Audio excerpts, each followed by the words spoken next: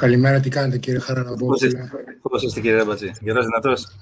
Δυνατός, γερός. Και θέλω να σας ευχαριστήσω για χθες, γιατί... Τι λέτε τώρα? Χαρά μου που τα λέμε. Και πολύ ενδιαφέρουσα ομιλία, έτσι, ναι. Καλοσύνη σας. Να ζητήσω συγγνώμη για την περιβολή που είναι η ίδια και χθες και σήμερα. Απλώς είμαστε υπομετακόμιση, όπως βλέπετε, δεν υπάρχουν τίποτα πίσω. Σάββατο μετακομίζουμε, οπότε αντιλαμβάνεστε ότι είμαστε εξού και αυτή η δυσκολία. Αλλά ευχαριστώ πάρα πολύ πάντως. Μετακόμιση, πω, τι μου λέτε τώρα, είναι ζώρικη υπόθεση. Καλό καράγιο, με το καλό να ολοκληρώσουμε. Ευχαριστώ πάρα πολύ, ευχαριστώ. Ευχαριστώ κύριε Αραμπατζή. Καλησπέρα, τι κάνετε? Καλησπέρα, Εβά. Καλησπέρα, πώς είστε?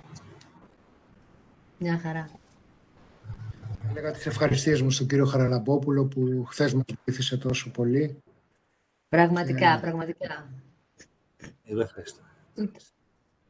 Και είχες δίκιο για την παρουσίαση για το landscape. Καλησπέρα, Βασίλη. Καλημέρα. Καλησπέρα. Χαίρετε, ευλογείτε. You are muted, I think.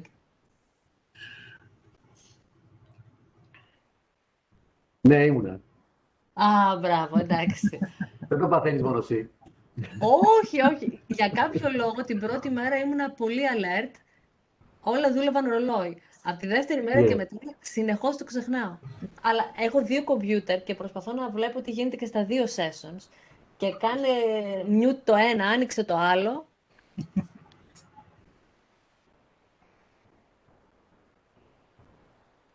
Τα δύο sessions γίνεται μαζί.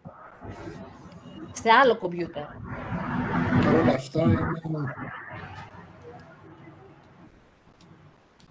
Hello.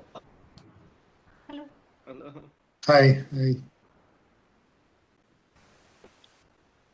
Yes, Frederick.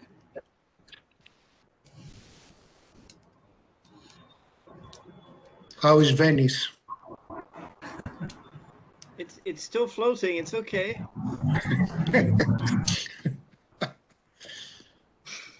No, it's okay. It's just tourism is getting going, which is good and bad. So we have more people around, so things are picking up.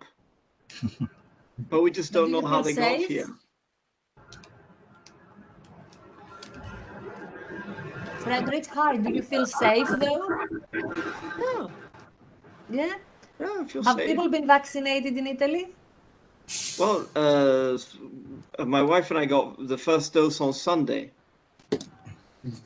And everyone in Italy is very pleased with the idea of being vaccinated. So Yes, I hear that in other countries there's a lot of resistance. Here in Italy, it's much more, people are just happy to do the vaccination. So they've opened up for everyone over 18 now, I think. Mm-hmm. No. So, but the system is full because everyone registered.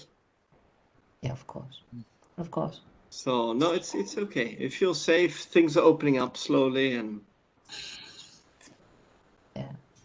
yeah. What about in Greece? I mean, Well, I was vaccinated in Saturday, one day before you. oh, I'm waiting for the second dose to be really safe. I don't think we have a lot of tourists yet. One is a little anxious about it, being a tourist country. yeah, no, we have tourists, but the thing is, we just don't know where they've come from or how they got in. So that's because we're looking to travel and we're not sure how to get out.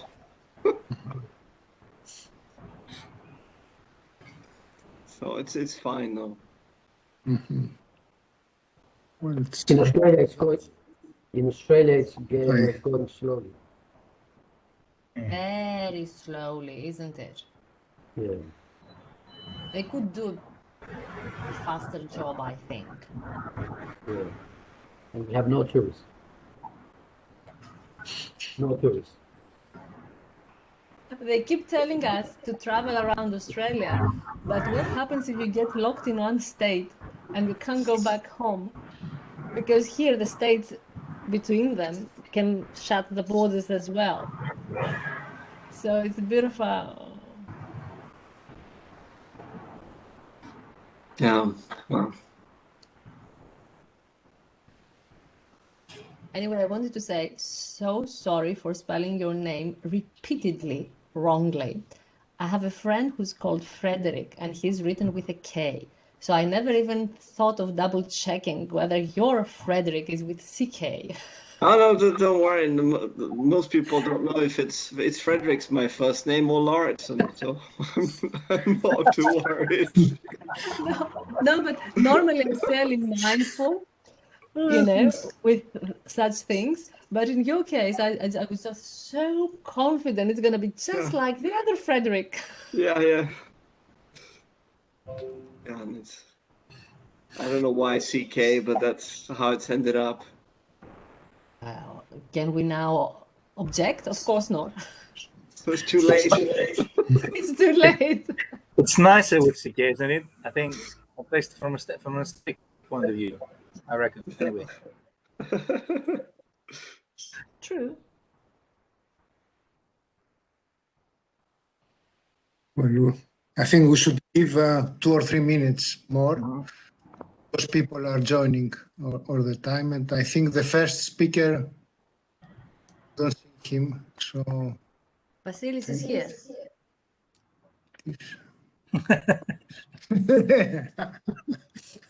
It's me, George. in my With computer a number. I don't know where it comes out as a number. you're the second in my screen, on my screen, so I was looking down.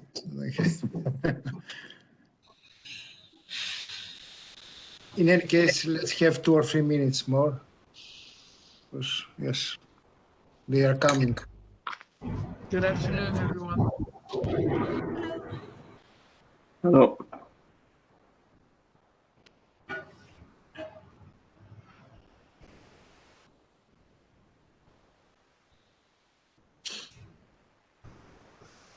Maybe we should start. It's 3 minutes now more. Okay. So, all right. So hello to everyone to this third day of our conference. It's the first session. I think we should all stick to the program because we have a keynote lecture at the end of our session. So let's make an effort to keep to 20 minutes every speaker, and just keep 5 minutes for discussion for everyone. That is included in the 20 minutes. So we'll start right away with the first speaker, who is Vasilis Adrachtas from the University of New South Wales. And the subject of his presentation is ascesis, eros, illumination, the reception of Plato in 3 pivotal Byzantine hagiographical texts of the 11th century. Please take the floor. Thank you, George. Thank you, George. I would also like to thank Eva and George Steiris as co-organizers of this very interesting conference, and for the invitation to be part of it. Basically, when I was thinking of a topic to talk about in this conference, I thought that, it should be something new, something about the reception of Plato, but it should bring something new in the discussion. And that's why I turned to the hagiographical literature. I didn't turn to the philosophical or theological literature because I regard them as more or less being fields of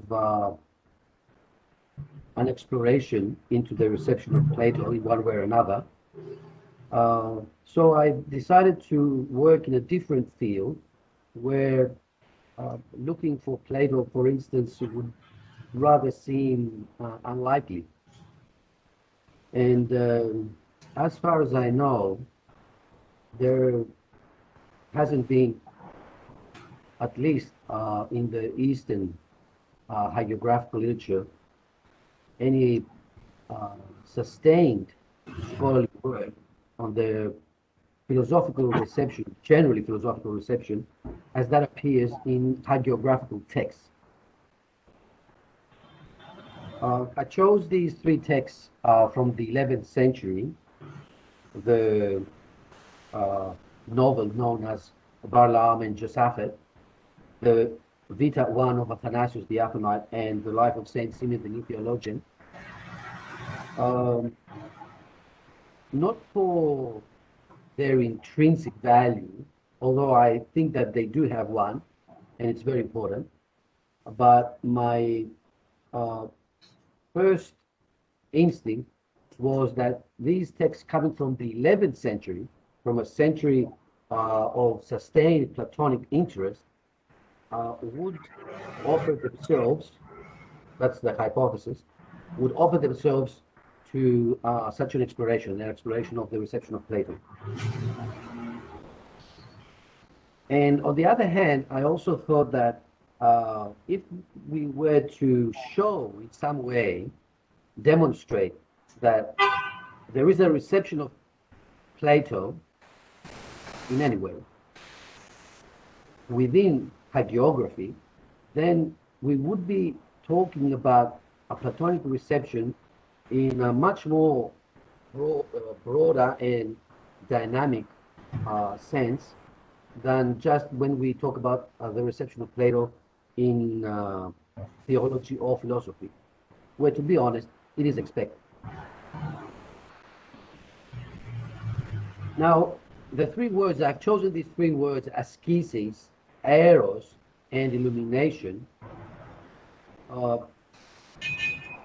not because they are prominent in the text as such, but because, in my view, they capture the gist of the Platonic reception that can be traced in the text. My approach is more of a, I would dare say, phenomenological nature, and it's only secondarily more historical or more philological.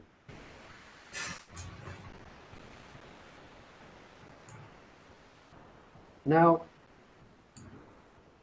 these texts, Balaam and Josaphat, the Vita I of Athanasius the Athonite, and the Life of Saint Simeon the New Theologian, come, as I said, from the 11th century. I think they come in this order, first, second, and third, throughout the century. And they share in that century's humanistic, more general, let's say, attitude. This can be seen in the language of the text. This is a purely theological remark. The Balaam and Josaphat has a Greek that is simple, clear, neat. Vita I of Athanasius the Athonite has a very, very sophisticated, very refined Greek, extremely difficult to translate sometimes in English. Whereas the Life of Saint Simeon the New Theologian has Greek that is much more, let's say, nuanced, elliptical, quite of the mystical nature of the text itself. Now, all these texts, the three texts, involve a relationship. I'm just saying this because I think it's pertinent to the reception of Plato. They involve a relationship. If there's, in all three texts, there is a senior person, a male senior person, and a junior, a male junior person. So there is a relationship. And the relationship is intense. It's quite personal. In the Balaam and Josaphat it's Balaam, the senior, who is trying to convince Josaphat about the truth of Christianity. In the Vita first of Saint Athanasius the Alphamite, we have the writer, the author, as being in a relationship with his senior Saint Athanasius. But at the same time, within the text, it's Saint Athanasius as a junior, to whom other people, senior, show feelings of a peculiar affection. And last, in the case of Saint Simeon, it's the author again, Saint Nikitas Tithatos, who looks upon his spiritual father, the senior. I'm saying this, and I want to stress it as a sort of framing within the performance of the text themselves, that there is a relation between two males, and in some cases, some more, some less, these texts are very homoerotic sort of character, without that implying a sexual attraction. Now, the Balaam and Josaphat text is a text known, it's a text that has been known for as encompassing a very long historical development, spanning almost 8 centuries. That's around from around 250 Common Era to the early 11th century. At the same time, it has been one of the most popular hagiographical readings during the Middle Ages and beyond. For the purposes of my paper, though, what is not noteworthy in this historical trajectory and dissemination is the Gnostic Manichaean version of the original Buddhist story. So the original Buddhist story concerning Siddhartha Gautama, because that's basically the background of Josaphat, this Buddhist story goes at the beginning through the Gnostic Manichaean mediation recession. Now, on the one hand, we have that, which already speaks of a certain reception of Platonic ideas. And then at the end of the trajectory, we have the Greek reception and reworking of the story into a full-fledged romance.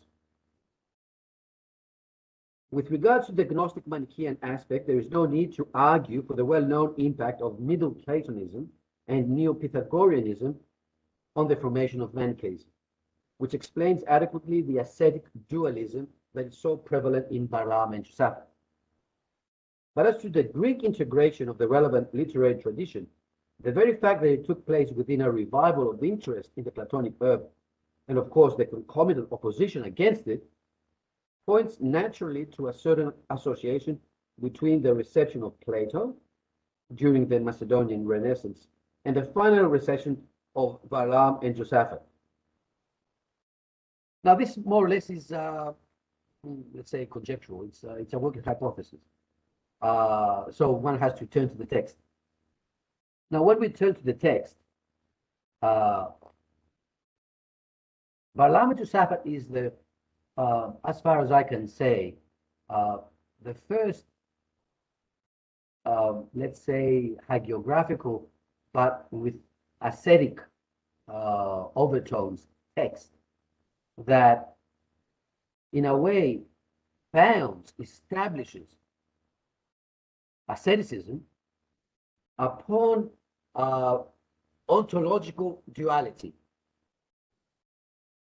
For instance, and I'm quoting from the text and translating at the same time, εξ αυτής της των πραγμάτων φύσεως μαθάνουν. We learn from the very nature of things. And then to the foolish it seems, ton όντων μεν καταφρονήν, that they should overlook, beings. Ως μη όντων, as if they are not beings. Των μη όντων δε ως όντων, αντέχεστε τε και περιέχεστε. And to regard and relate to the non-beings as if they were beings. So the opposite. Ο μη γευσάμενος ούν της των όντων γλυκύτητος, the one who hasn't experienced the sweetness of beings, ουδεν ήσετε των μη όντων κατά μαθήν την φύση. He will not be in a position to learn the nature of beings. And it goes like that, beings, not beings, beings, not beings. Throughout. Basically, whenever the author talks about the validity of Christian life in the sense of asceticism, it's founded on this ontological dualism.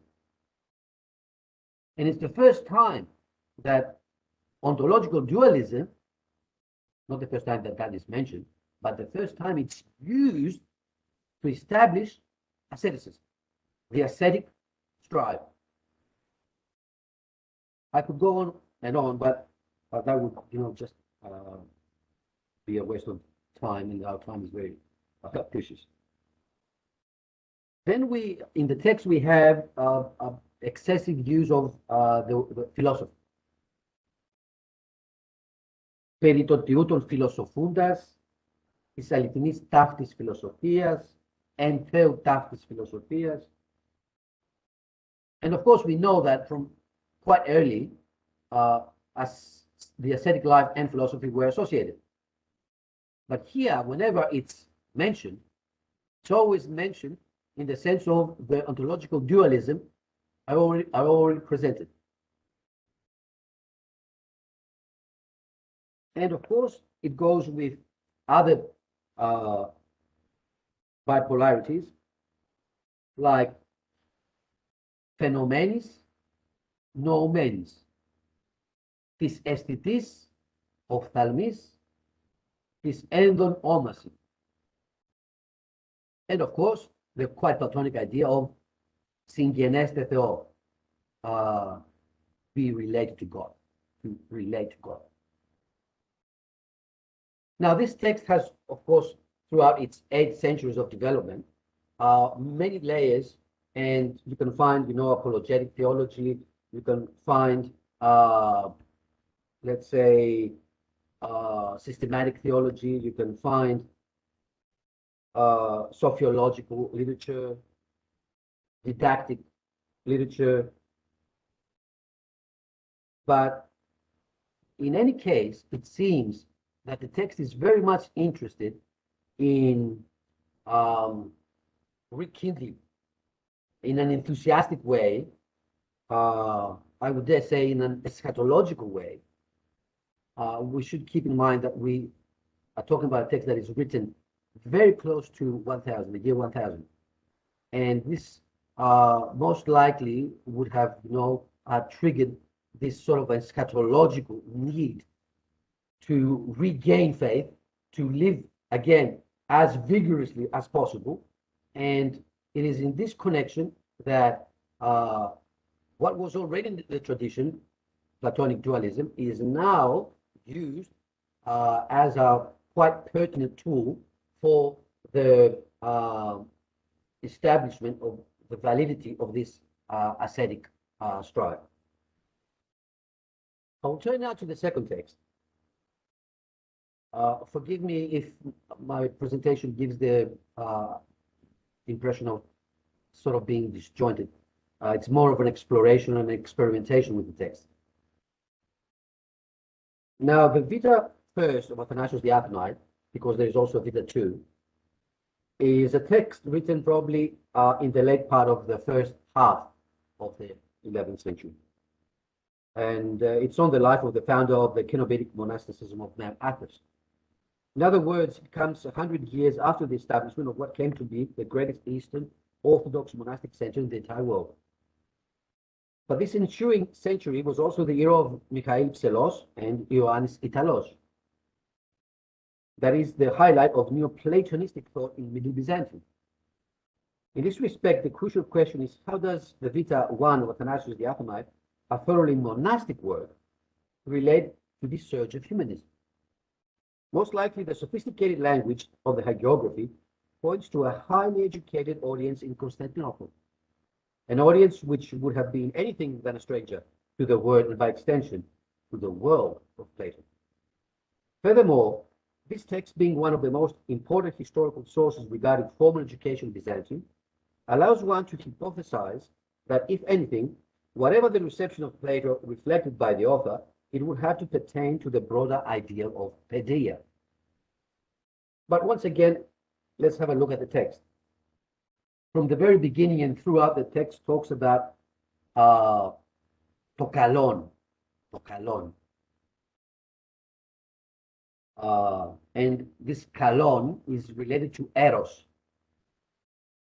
So one has to acquire the kalon into kalou ktisi. And in order to do that, you must have an eros of the kalou. Which kalou? To kalou tis pedεύσεως.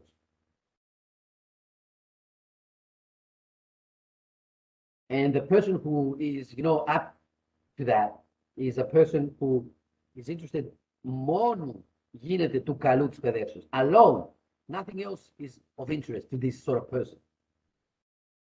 And the kalon and eros is related to virtue, arete, which is quite prevalent, in the Socratic Platonic tradition. But it becomes much more interesting because in the text, whenever, the early years of Athanasius are related, there is this talk about theothen αυτό, πόρος εν απόρο δίδοτε. So from God comes to him a certain breakthrough in front of this sort of impasse, which of course points to the direction of the symposium. Poros, aporia. And it becomes, again, all the more about porthos. And we have this strange verb, in the text, synemeuto. The arete, or porthos της aretes, the desire for virtue, synetrepeto, was raised in him, and synemeuto was being formed, within his psyche by some sort of midwife.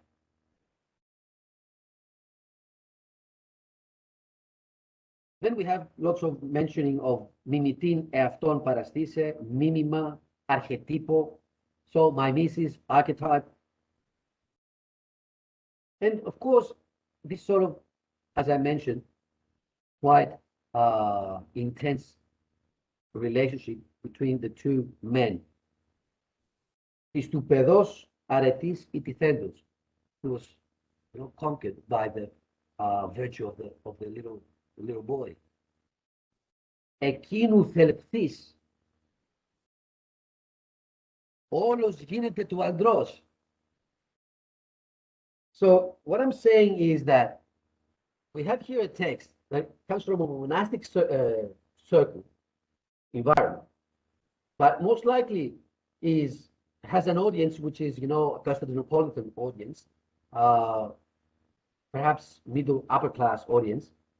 And it's not the first time that we talk about eros in, ascetic literature or Christian literature, but it's the first time, that eros is a sort of, currency within the relationships, the everyday relationships between men. And it's an eros that aspires to virtue, to something beautiful, and to wisdom, and so forth. Ideas totally Platonic. And I will turn to the last text, which is the life of Saint Simeon the New Theologian. Written, of course, probably around the middle of the 11th century, comes from the same period of time as the Vita 1 of Athanasius.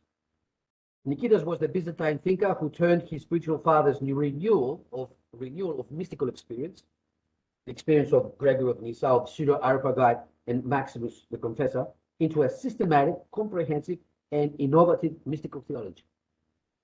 What is interesting in this connection is that the early Christian mystics, as well as those of Middle Byzantium, flourished during times that witnessed a peculiar interest in Plato, the former being more or less contemporary to Neoplatonic philosophy, while the latter associated with the Neoplatonistic remolding of Byzantine thought. If the emerging humanist scholars of Constantinople could boast as the representatives of an esteemed cultural capital through their knowledge of Plato's philosophy, who could possibly challenge or even compete with them? For one to do so, they should have to be the living epitome of what Plato's legacy was all about, and even more. They should have embodied Platonic philosophy through their lives in the most direct and compelling manner. This is exactly how Nikitas Theodatos puts forward Saint Simeon, the new theologian. What I am suggesting is that the portrayal of Saint Simeon is mystic, Christian mystic, and ascetic presentation of the Neoplatonistic ideal of Theos Anir. If there is a Theos Anir who can compete with you guys who say that you know Plato's work, but he lived it, he became the epitome of it, that's my spiritual father. And he brings again and again and again throughout the text these experiences of illumination, of ecstasis, and the words used for these are all the more fitting and telling or typical of what he has in mind. For instance, ο Θείος Έρος, ο διακαής Έρος, εκδημήσε, go away from the ορόμενα, ήρπασεν αυτήν, and on and on and on and on. I won't waste your time. As I said again, I think that the 11th century is a century of major, of course, changes in Byzantium. Not just changes that saw the humanistic flourishing that more or less we are, let's say, more accustomed to, but also a reaction, not in defensive terms, but more constructive terms, a reaction that necessitated some means of redrawing on the tradition and reworking it. And I think that Plato's work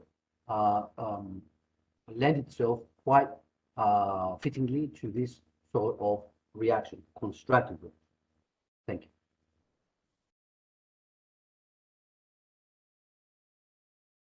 Thank you very much for your presentation. And now we move to the questions, to the discussion. First question, please. Yes, it's Mr. Payne. He has a question. Thank you. Please. I find the topic interesting. I wonder if you could speak to illumination, the concept in the title. How does illumination relate to Eros, and how is illumination present in some of the texts that you mentioned? It's mentioned first of all as an experience, the experience of light in the life of Saint Simeon the New Theologian is perhaps an experience we find so many times that I don't know if there is another life, another hagiography that has so many instances of illumination experiences of divine light. But apart from that, the very wording of the text, apart from the word light, betrays that what Nikitas Theodatos wants to show is that his spiritual father is a prime example, par excellence, illuminated person. To answer as quickly, concisely your question as possible. Yes, thank you. And we have a second question from Mrs. Dickman. Yes, if you please.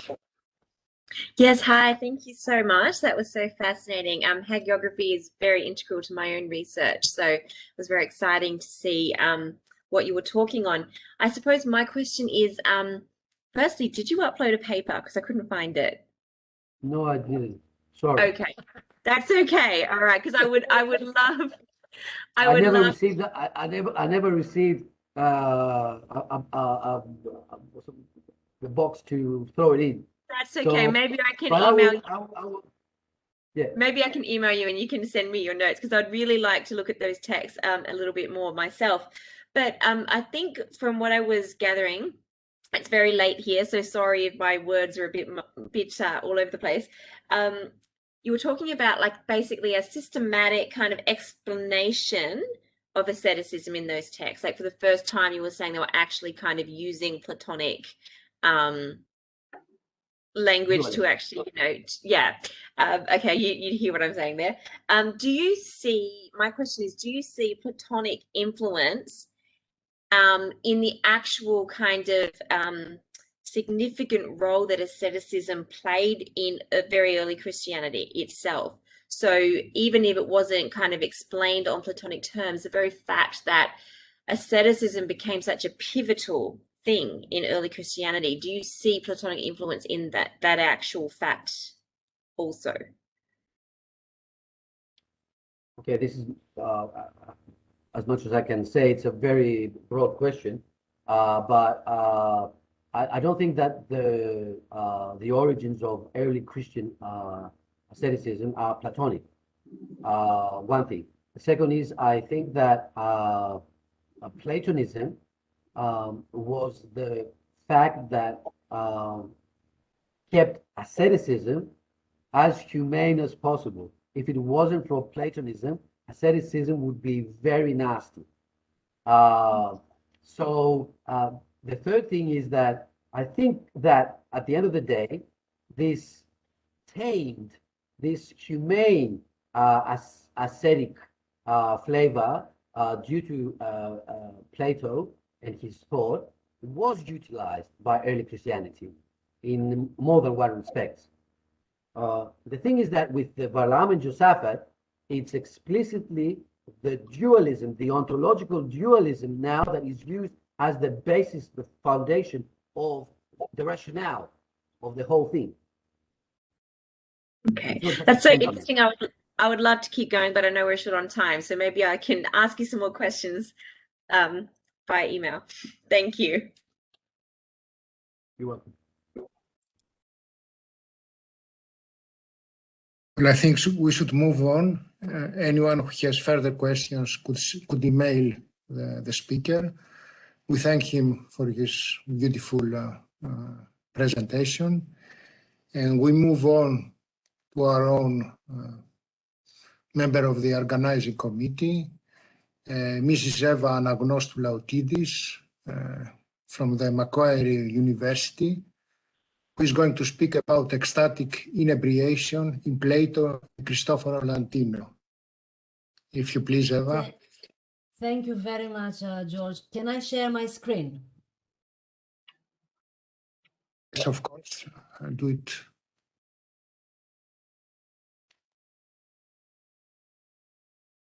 I've timed these people. It's 12 minutes, and I'm going to stick to it. Okay, you are co-host now. Thank you so much. Let me choose the right screen. Is this the right screen? Share. Have I shared?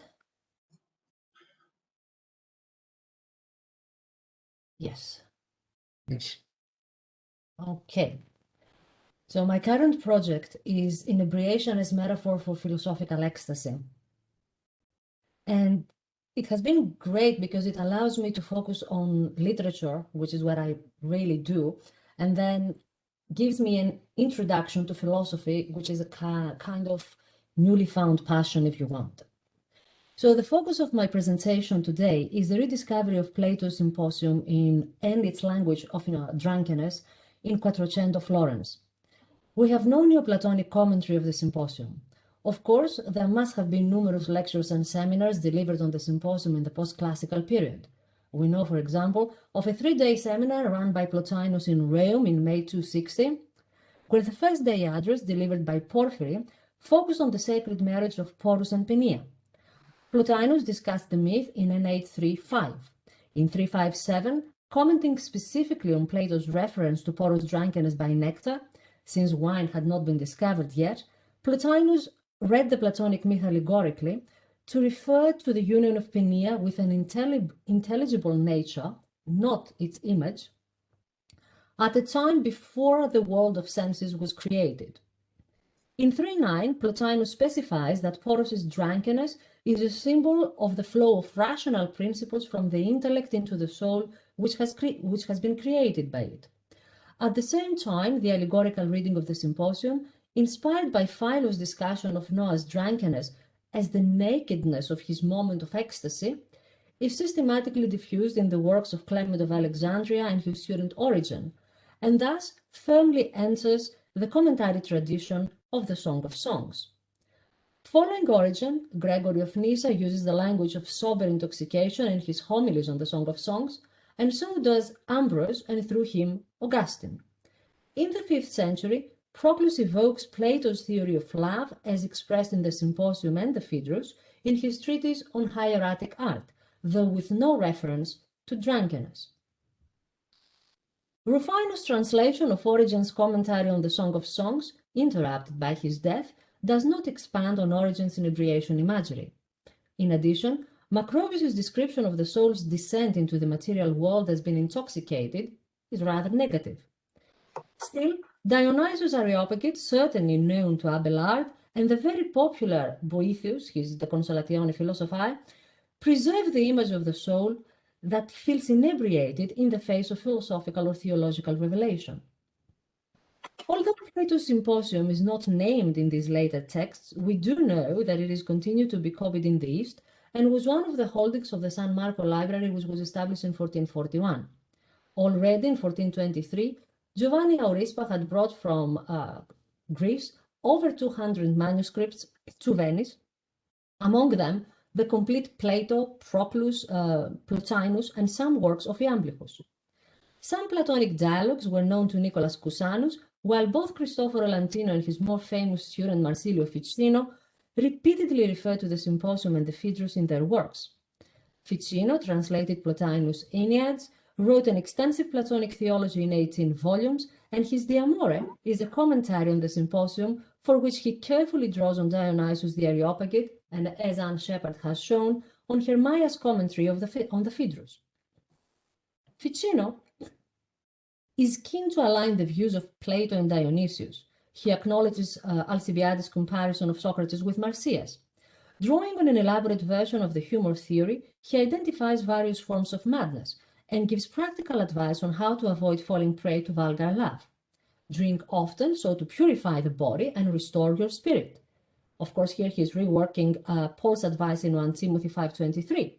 But nevertheless, Ficino's advice to avoid inebriation in favor of a moderate but constant consumption of wine is repeated in his De Vita Libri Tres, where the mysteries of Bacchus are cast as a necessary frantic stage before attaining Apollonian illumination. Ficino's work is groundbreaking on many levels. Despite Socrates' reputation as a paragon of pagan virtue, Plato's references to pederasty had shocked his Italian audience. Hence, Bruni's translation of Alcibiades' speech in the Symposium was an attempt to bypass the scandalous pederastic details in Alcibiades' account of Socrates, and a rather bad one. In addition, George Stepizont had attacked Plato's style as superfluous, even accusing him of encouraging drunkenness in the laws. So Ficino actively responds to these challenges, and even though he reads Plato through his Neoplatonic sources, his ability to synthesize them shines through. Although he condemns drunkenness, Ficino borrows from Plotinus and notably Hermias the concept of nectar as the bacchic substance that can connect man to God. Apart from Eros's nectarious drunkenness in the Symposium, Plato famously presents the charioteer in the Phaedrus as feeding his horses with nectar and ambrosia upon returning home. Ελθούσεις δε αυτής ο Ηνίοχος blah blah blah. In his translation of Plotinus' Enneads, Ficino knows that the mind has two powers. The one is the vision of the sober mind, the other is the mind in state of love. For when it loses its reason by becoming drunk by nectar, it turns into a state of love. The spirit of Dionysus, which inspired ancient minds to get inebriated by a certain new draught of nectar and by immeasurable joy, and to rage in a bacchic frenzy, was now applied to the divine Trinity, to which Ficino dedicated his mystical theology of Dionysus Areopagus. Furthermore, in his commentary on the Phaedrus, Ficino argues that according to Plato, the soul which has perceived the eternal forms is nourished with the same foods as the gods. Ficino located nectar and ambrosia in heavens, that is in his commentary to the Symposium, he locates nectar and ambrosia in heavens, where God prepares a heavenly feast for certain souls. For Ficino, this is a new rendering of the Platonic Symposium. In De Amore 7:14, ambrosia and nectar are symbolic of the wondrous vision of heaven. Similar images are found in his commentary on the Philebus, in his Theologia Platonica, published in 1474, and also in the Voluptate one, in one of his letters, in his Philebus commentary, and finally in his De Partibus Animae, Ficino associates ambrosia with contemplation and nectar with joy. He repeats his view in his commentary on the Ion, adding that this is the result of the four divine types of madness as discussed by Plato in the Phaedrus. Here we come across his definition of poetic madness. Poetic madness, he says, is a possession by the muses, and possession signifies the rapture of the soul and its conversion to the divinities of the muses. Ficino is aware of Plato's poetic style, and in the prologue of his commentary Platonis, he explains that Plato speaks more like a poet than, or like a prophet, certainly not as a philosopher. His words, Sacerdos and especially Vates, evoke Virgil in his famous guise as Dante's guide. Undoubtedly, Ficino is familiar with Virgil's Platonism, including Virgil's penchant for Platonic allegory. The intricate relationship of Bacchus and Apollo across Ficino's works is certainly mediated by the presence of the two poets in Virgil's Eclogue, especially Eclogue 4, and the Aeneid. Furthermore, while defending intellect and will as rational faculties, very much in line with Thomas Aquinas, Ficino understands poetry as reasoning that progresses from divine frenzy. Poetic frenzy, however, was mainly defended by Landino as part of his mission to restore Dante in the Florentine literary canon. In my view, Ficino's use of Dionysus as inspiration of the Vatic poet-philosopher who prefers to express truth via allegories, a figure promoted by both Dante and Petrarch, is established mainly in Landino's work. In the fourth book of his Disputationes Camaldulenses, completed in 1472 and covering the nature of the best life and highest good through his allegorical interpretation of Virgil's Aeneid, Landino presents inebriation as a traumatic experience of the embodied soul whose vision and memory is now blurred because of the interference of the senses. That's a common pattern we come across very many times in that time, in the writings of that time. Yet also drawing on Phaedrus 247e and the Phaedo, Landino writes, "The highest part by which the divine is sustained is called nectar, and it is believed to be the drink of the gods." Landino refers to this nectar several times in the Disputations. Crucially, in his Prefatio in Virgilio, Landino writes, "The poets, whoever they are, and even though they are far from heavenly things, they still represent them by certain representations or by images which force us to remember the first elements and urge us to want to return to our homeland. He further adds that there are some truly rare and inspirational poets that can give to their audiences, flood the minds of their audiences with such sweet nectar and divine ambrosia. These poets are divine and the sacred priests of the Muses, and they are rightly called saints by the excellent Ennius.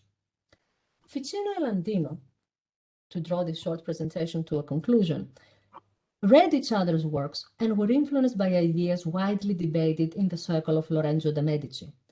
By discussing poetic ability as a superior form of reason, they actively sought to return, I think, move beyond Boethius's division between rhetoric and dialectic and return to the original Platonic problem. The difficulty is not with using images, but with using them to achieve the correct psychological and cognitive effects. Metaphors and allegories are not a veil. They are ways to pierce through the veil of darkness that the senses impose on the mind. As a valid form of cognition, poetry depends on communicating its provisos successfully.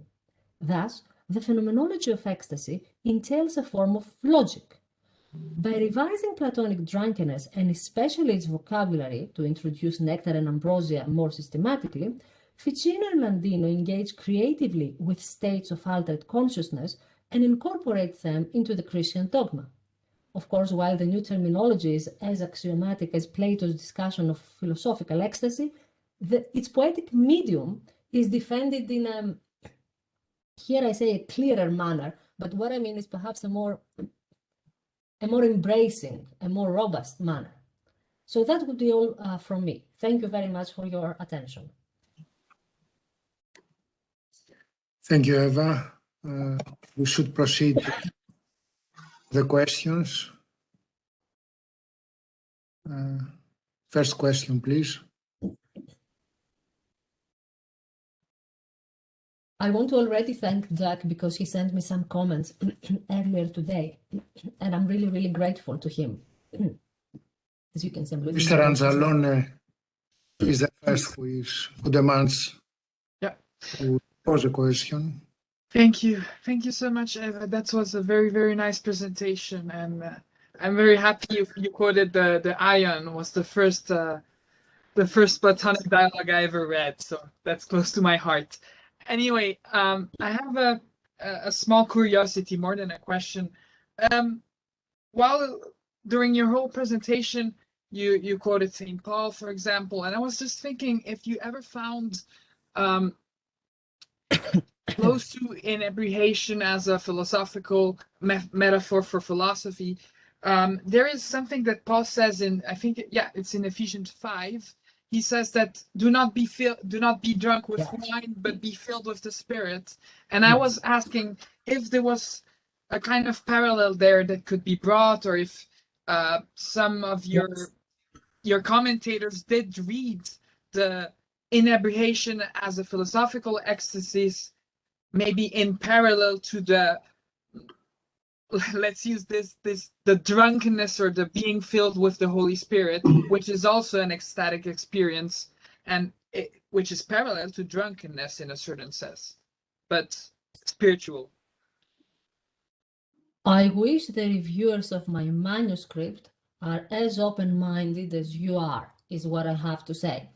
This is the argument that I'm trying to make, that I'm trying to move away from a dry history of saying, look, this is a metaphor already in Plato, later invested with with Neoplatonic, and of course later on with Christian theological notions, because there are a number of additional strands that are important to be teased out if one tries to approach the metaphor.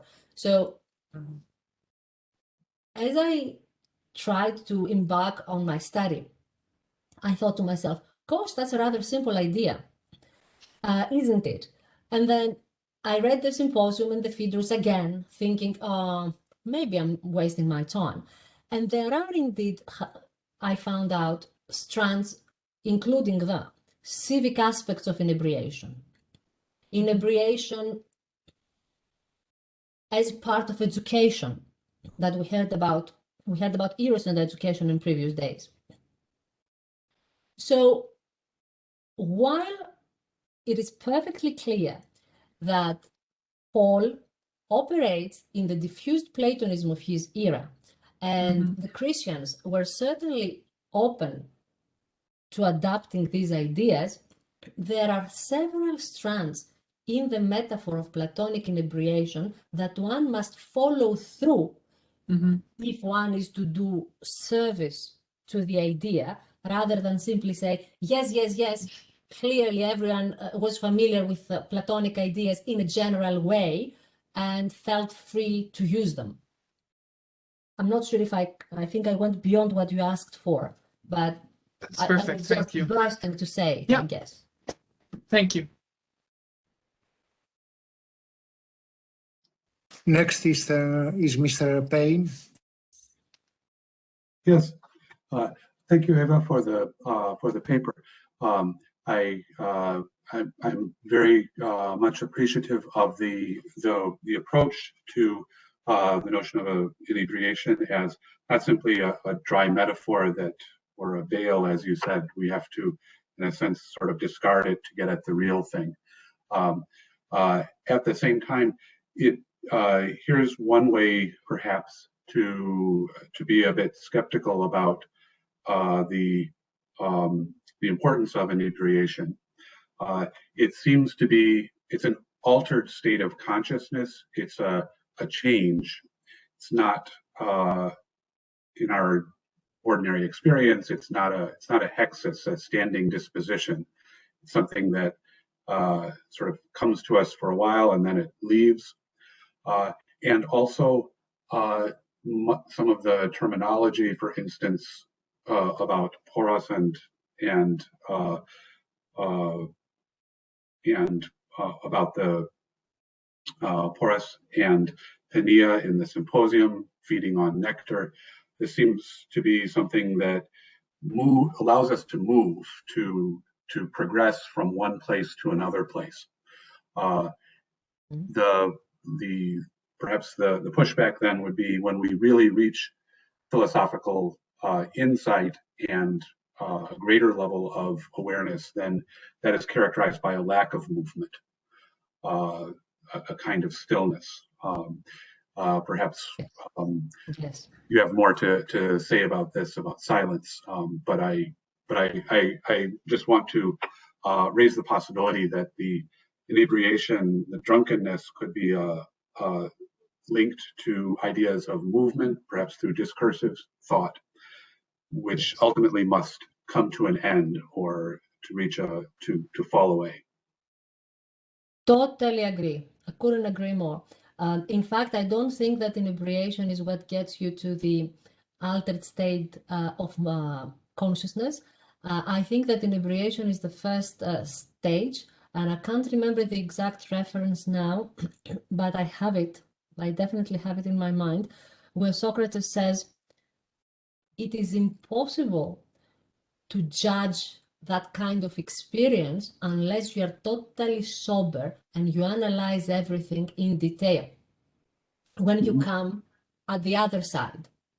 Otherwise, he says, the priests and all of those prophets would be doing their job perfectly fine. But what he's trying to say is that this is not enough. To properly analyze the experience and acquire this kind of reflection on the experience, which will lead you to consciousness, you need to do that with a sober mind. Okay. And as for silence, as I already indicated yesterday, on the chat, I think, especially in Plotinus, to perceive the music that you were talking about is to be silent and totally attuned with the universe. But that's another story. I don't know if I quickly answered your question. Yes, I think so. I don't want to sound too deterministic. I'm just trying to kind of... Yeah. Great. Thank you. And the third question from Mr. Laurgen.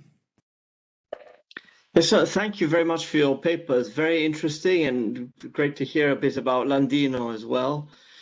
So that was very interesting. The thing is, you mentioned a few things, so I probably missed it. But I think there's a reference to nectar in the Iliad, isn't it? Book 4, Yes. 1 to 4. Yes. And Yes, the I only didn't reason why I mention it. mention it is because, bizarrely enough, the Neoplatonists seem to use it a lot for this strange idea of ousia and genesis entering the world.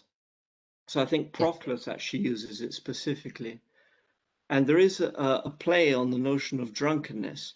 The only reason why I came across it, you probably know it very well, but I came across it in one of the essays by Psellos, who quotes Proclus's discussion to try and explain the lines of the Iliad. So apparently there's something there, because that might be playing in the background of the Platonic texts you were mentioning, the Phaedrus, even the Empedocles and the Symposium, may actually have some sort of Homeric frame of reference too. Anyway, that's just That is very useful, and thank you very much. Just a point, because I think you're absolutely right. The question of drunkenness or nectar is central. It's just very bizarre.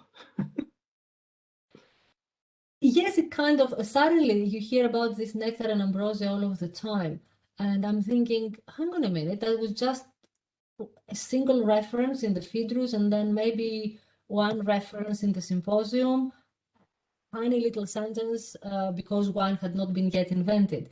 Look, thank you very much for Proclus, and the Homer nectar reference to nectar I had in mind. The only reason I didn't expand on it here is because Ficino spent so much time working on Plotinus that I thought, and Hermias, I think he was familiar with Hermias as well. So I thought clearly these two authors will take precedence over. Ficino read a lot of Psellos. He translated some Psellos as well, and sometimes they use those texts to interpret things like Homer. So the essay Psellos writes is an explanation of Homer. So sometimes that's useful for students. Obviously, the explanations go completely out of the subject, but still, they're fun to read.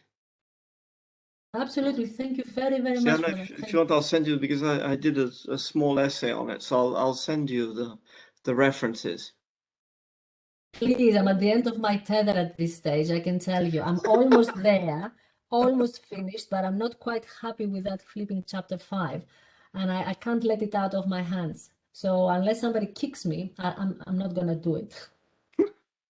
Okay, sounds good. Thank you. Thank you very much. There is a fourth question by Mr. Ilevsky. How are we time-wise? Victor, can I ask you to make it quick, please? Certainly, I can also skip it.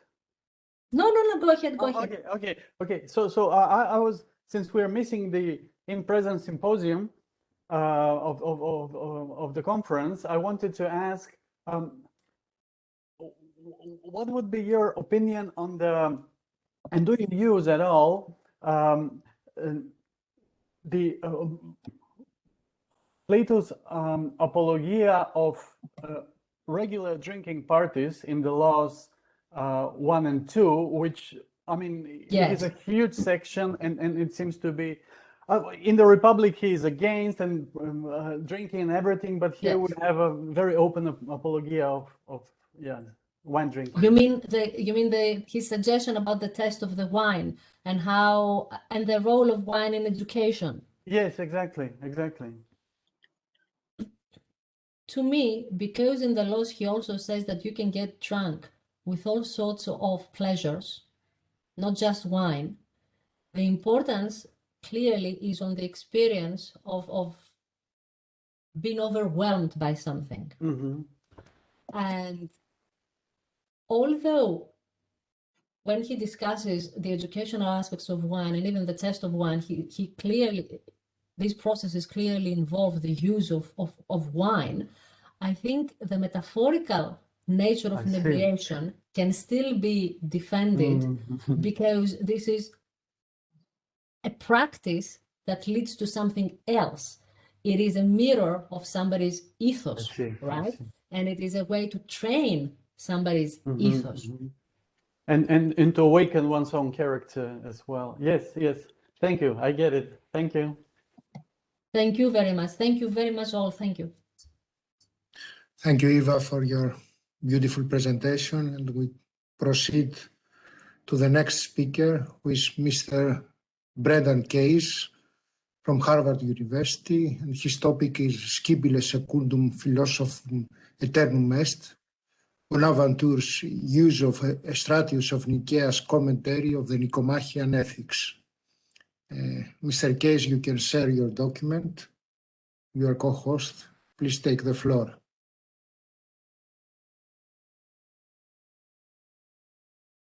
Thank you, George, and many thanks, Ava, and the other George, of course, as well, for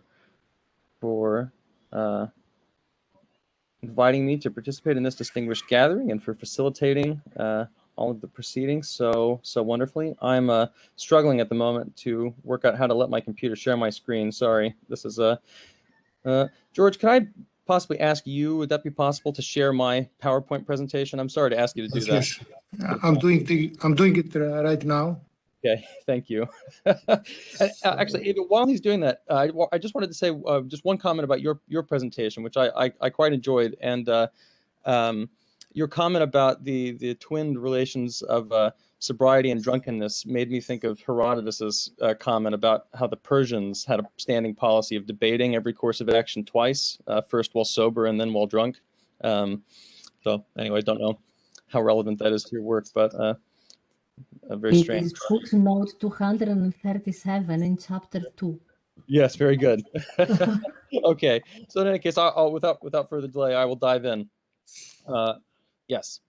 So Bonaventure of Bagno Reggio, 1221 to 1274, lived during a time of cultural ferment, shaped particularly by efforts to interpret and assimilate the newly available natural and metaphysical works of Aristotle.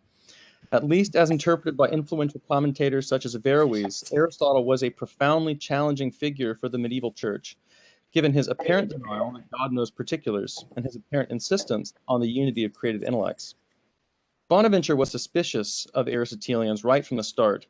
Disputes and altercations don't befit evangelical disciples, but rather Aristotelians, he complained in his early commentary on Luke.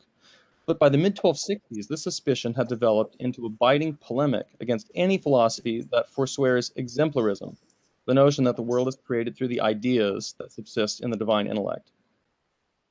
Bonaventure made his most important intervention in the controversy surrounding Averroes such as Siger of Brabant with his Collationes in Hexameron, begun in Eastertide, 1273. In the third of these lectures, he insists all who lack this faith, i.e. in the divine word, have an amputated hand. Unsurprisingly, then, Bonaventure sees exemplarism as affecting a stark division between the Platonists and the Aristotelians. He unfavorably contrasts Aristotle, who execrated the ideas of Plato, with the noblest Plotinus from Plato's sect. Aristotle's failure to acknowledge the divine art led him down a dangerous path, Bonaventure maintains. First, to the denial that God knows particulars, then to the denial of a general divine providence, which implies the world's eternity, and which in turn at least suggests and perhaps entails the Averroist error regarding the corruptibility of the human soul and the unity of the agent intellect. Throughout these late texts, Bonaventure is confrontational, even pugilistic toward the Aristotelians. In a justly famous passage from his sermon, Christ the One Teacher of All, however, Bonaventure developed a more systematic contrast between Plato and Aristotle, which treats them as complementary rather than contrary philosophers. George, could you go to the next slide? Thank you. Quoting, because Plato converted all certain knowledge to the intelligible or ideal world, thus he was justly reprehended by Aristotle, not because he was wrong to say that there are ideas and eternal reasons, rationes, since Augustine praises him for this, but rather because, having despised the sensible world, he wanted to reduce all the certitude of knowledge to those ideas. And positing this, although he seemed to establish the way of wisdom, which proceeds according to the eternal reasons, nonetheless he destroyed the way of knowledge, which proceeds according to created reasons. And Aristotle, conversely, established the way of knowledge, having neglected the way of wisdom. So then it seems that among philosophers, discourse on wisdom is to be given to Plato, and to Aristotle discourse on knowledge. For the one looked to higher things, and the other principally to lower things. Plato is to be praised for having affirmed the existence of eternal reasons, which constitute the way of wisdom, by which we know creatures, as objective realizations of God's own self-knowledge. And yet, Plato's reduction, as Bonaventure sees it, for what it's worth, Bonaventure had not read very much Plato firsthand, as you'll probably know, but in any case, as Bonaventure sees it, Plato's reduction of knowledge to the unchanging divine ideas, quote, destroyed the way of knowledge which proceeds according to created reasons. Plato, Bonaventure takes it, denied that we have any knowledge not explicitly directed Godward, which means that he cannot account for the ordinary empirical knowledge that dominates everyday life. Aristotle, on the other hand, was expert in the domain of the empirical, but reprehensibly neglected that domain's intrinsic ordering to and dependence upon divine knowledge, an error which, as I've already indicated, Bonaventure elsewhere blames on his confusions regarding the eternity of the world and the mortality of the soul. In Christ the One Teacher, then, Bonaventure at least implicitly treats Plato and Aristotle as complementary philosophers, each specialist in a given domain. Plato looked to higher things and Aristotle to lower. The irresistible, if almost certainly unanswerable question presents itself. Is this line the ultimate source of Raphael's famous juxtaposition of Plato and Aristotle in the School of Athens, which with the former, as you can see here, holding the Timaeus and pointing up to the heavens, and the latter holding the Ethics and pointing to the ground, superiora et inferiora.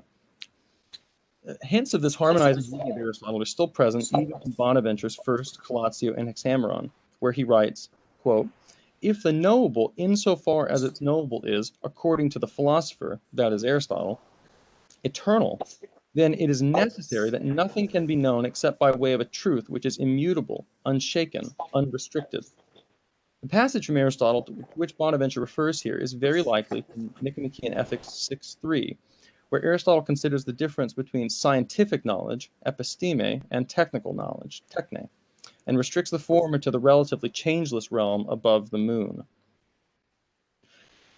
Bonaventure quotes this passage at greater length in his earlier On the Knowledge of Christ. George, could you go to the next slide? Okay, thanks. I'm quoting now. We all perceive that what we know, schemus, or epistamatha in Greek, does not vary. But when contingent matters are unseen, whether they obtain or not is hidden from us. Therefore, it is necessary that what is knowable is eternal. For everything which necessarily exists is eternal. But what is eternal is unproduced and incorruptible. I've given, as you can see, Bonaventure's Latin and the Greek from the Loeb Classical Library on the slide. There is at least one interesting difference between the two passages, although I don't think it actually matters very much for Bonaventure's purposes. I guess we can come back to that maybe. Bonaventure comments on this passage, quote, and so there can in no way be certain knowledge unless it involves a ratio of eternal truth. But this is only to be found in the eternal rationes, the eternal reasons. Bonaventure reads Aristotle as arguing that all knowledge depends on acquaintance with eternal objects, and the best, really the only candidates for such a status are the divine ideas.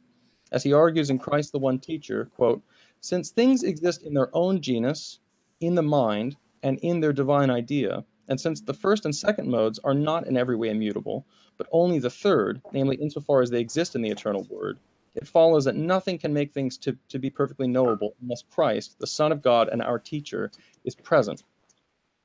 In each of these three texts, Bonaventure offers a strikingly Platonizing reading of Aristotle, or rather, he homes in on a strikingly Platonist moment in the Stagirite's thought, which emphasizes the dependence of genuine knowledge on eternally existent objects.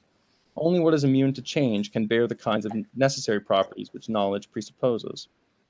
As Clemens Baumker suggested long ago, Bonaventure seems to be dependent for this reading on a commentary on the Nicomachean Ethics by Eustratius of Nicaea, who flourished around 1050 AD, which he, like Albert the Great and Aquinas, likely knew in a Latin version, translated by Robert Grosseteste in 1253.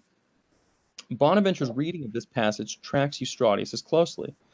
The latter glosses our key passage from the Nicomachean Ethics by linking it to Plato's allegory of the caves. He writes that because contingent beings, quote, pass by and away, they are called shadows, and every shadow is referred to some true exemplar. So there will be intelligible exemplars of those things which are liable to corruption, exemplars which are true and simply good, which can be perceived by the intellect alone. Eustratius recognized that Aristotle's principal concern in Nicomachean Ethics 6.3 is to establish that genuine knowledge, as opposed to practical art, can be had only of objects which are not subject to generation and corruption, notably including the heavenly bodies and purely immaterial separated substances. And yet, Eustratius reasons, if knowledge of corruptible substances is possible as well, e.g. if we can know that all men are mortal, or that all triangles enclose 180 degrees, it must be the case, on the position Aristotle takes here, that whatever we apprehend in them as intelligible is itself eternal. Eustratius conceives of these intelligible exemplars of corruptible things as themselves creatures, albeit the first creatures and most like God, fashioned not in time but in the participated eternity of the Avum. This represents one of two broad approaches to Christianizing Plotinus's conception of the ideas as identical with nous, the second hypostasis in the scheme, and the metaphysical inferior of the one. If, like Eustratius, a Christian retains the ontologically secondary character of the ideas, he has to disassociate them from the second hypostasis, now accepted as homoousios with the first, following the Council of Nicaea. Bonaventure, by contrast, opted for a second Augustinian approach to Christianizing the Platonian ideas, or eternal reasons, by identifying them with the Word himself, and so transitively with the divine essence. That creation is through the Word means, for Augustine and Bonaventure, that it is in accord with the eternal exemplars which the Father knows in conceiving his Word. And since the ordo cognoscendi mirrors and inverts the ordo essendi, Bonaventure reasons, genuine knowledge must ascend from the creaturely token to its divine type. Certain knowledge, he writes, necessarily requires an eternal reason. Oh, could you go to the next slide, George? I'm sorry. This is in the questions on the knowledge of Christ. Certain knowledge, he writes, necessarily requires an eternal reason as a regulating and moving principle, not indeed alone and in its full clarity, but rather contuited in part by us along with a created reason. In knowing anything at all, then, we know what God knows, namely God himself. Amid a running dispute over the nature and extent of divine and human knowledge, Bonaventure employed Eustratius's reading of the Nicomachean Ethics to hoist his Averroist opponents on their own petard. Necessary knowledge requires eternal objects, which are to be found only in the divine ideas. Eustratius's reading of Aristotle and Bonaventure's anti-Averroist appropriation of it are worthy of consideration today, not merely as curious moments in the history of Platonic interpretations of Aristotle, but also as providing important warrants for Lloyd Gerson's suggestion that, quote, Aristotle could not adhere to the doctrines that he incontestably adheres to, were he not thereby committed to principles that are in harmony with Platonism. That's all I've got. Thanks.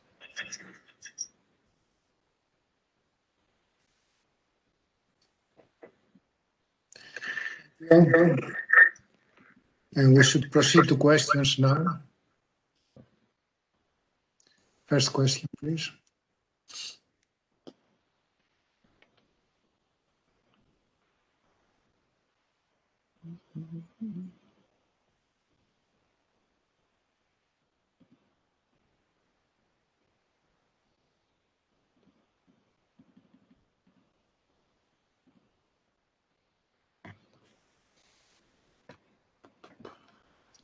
Yes, Mr. Payne, please. Let's see. Thank you for the talk. I would like to pursue this topic of illumination that we've heard about previously. I wonder if this is something in your view that involves something analogous to processes of visual perception.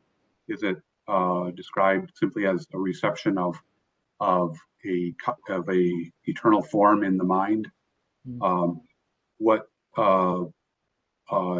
sense is quote unquote light involved in the process of illumination? Yeah, that's a really rich question, Andrew. Thank you. I mean, a large topic, of course, in the 13th century in particular. And the biblical tag, which all of the illuminationists in that period, at least, used to introduce their theory of knowledge, is from Psalm 36, I think it is. In thy light we see light. So yeah, light. The metaphysics of light is sort of basic principle here. I think Bonaventure gets a lot of this from Grosseteste actually as well, from his own writings on the sort of the natural sciences, I guess, as we call it now. But yeah, vision is an important part of the theory. It's actually, you can see it in a way in this quotation that's still on the screen. Et ut ex parte a nobis contuita. Contuition, the verb contuere, which very literally means something like to see with, is a term of art for Bonaventure, which shows up in a number of contexts, but most importantly, probably in his theory of knowledge. And the idea is, what he's trying to get at, he's trying to sort of stake out a middle position between what he takes to be the Aristotelian.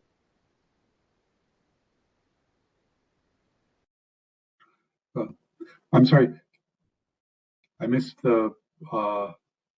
We don't hear you. Have we lost Brandon? I can't see him anywhere. I think his connection Yes. must have given up. He's not with us.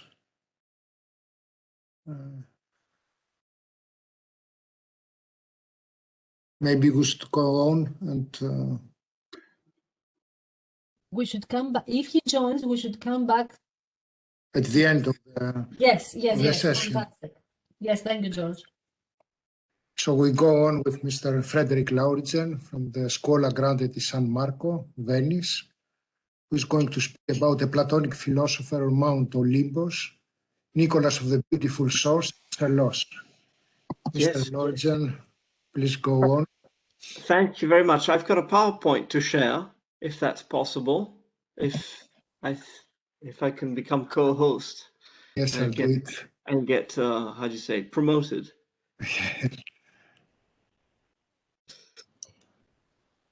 You are promoted. Fabulous. And I don't put it full screen, do I? I believe Brendan is back. I'm so sorry about that. I realized, I think I'd been speaking into the void for several seconds when I realized my computer was frozen, and I had to exit the chat. But it's fine. We can move on. Sorry for the technical difficulty. It's not a problem, but we'll come back to you once we are done with all the presentations for this session. Please, people, keep your questions for a bit longer, and then maybe you have the chance to think about the answer more fully. Sure. Okay, should I start? Yeah. Yes, please. Okay. So Psellos thought that Plato's text was sacred, as he wrote to his friend. I quote, Andronikos, best of my emperors, one should not handle Plato's books with unclean hands, as they say. This is surprising, given that he had become a monk in 1054 and had retired to the monastery of the Beautiful Source on Mount Olympus, Uluda, that's next to Bursa in northwestern Turkey. He wrote a funerary oration dedicated to the founder of the monastery while he was there between January and July 1055. Gautier thought it was probably written in February 1055. Psellos presents Nicholas of the Beautiful Source as a Platonic philosopher. Gautier had indicated several Platonic references in the critical apparatus, and I just simply reproduce what he pointed out. I'm sure there's others, but this is definitely what he found. But in some sections of the encomium, Psellos directly alludes to Plato's Republic, even by quotation, and focuses on the notion of ascension to contemplate. This has not been previously explored for this text. One may see echoes in Plato's Republic 476a, 485, where Plato distinguishes those who are obsessed with spectacles, such as those of as the hippodrome in Psellos' text and horse races, and he contrasts them with true philosophers. And here's an example, and I quote Psellos' text. If one watches the theatre or is mad about horses or somehow near these, and is so enchanted and overwhelmed from outside, or is transported to these things, or then one goes and comes back full of strange images, one sees the manifestation of superior things in a state of confusion. So the idea of the hippodrome races and generally spectacles as alternative activity to philosophy is a defining moment of Plato's Republic, 476a, where he defines the persons who enjoy such activities as philotheamones or philekoi, lovers of sights and sounds. These are people who focus on appearances rather than the substance of things. In Psellos' passage, the philosophers are those who refuse strange appearances. Therefore, he draws a parallel between lovers of sights and sounds and hippodrome lovers, such as his friend Christophoros Mytilineos, for example, who has a beautiful poem about horse races, since they both seem to focus on appearances, while the philosopher refuses them. The philosopher is a person who looks at the manifestations of higher beings, as in the Republic he defined as a person who focuses on truth. Aletheia, 475e, he talks about tes aletheias philotheamones. Psellos employs Plato's criticism of art in Republic Book 2, 3, and 10 to distinguish two types of pagan culture. The first concerns myths and fiction, while the second concerns theology. He rejects the first by quoting Plato's criticism of mimetic art. Psellos then turns to pagan theology as having useful insights and indicates that it would be foolish to refuse what is good of ancient philosophy. One should reject their beliefs which are in contrast with our theology, while those which agree with our beliefs should be verified and accepted. Why should they be refused? We will cut off the rose and use all around what has a thorn, and in the same way we will reject the good part of the argument, since it is tied with what is bad.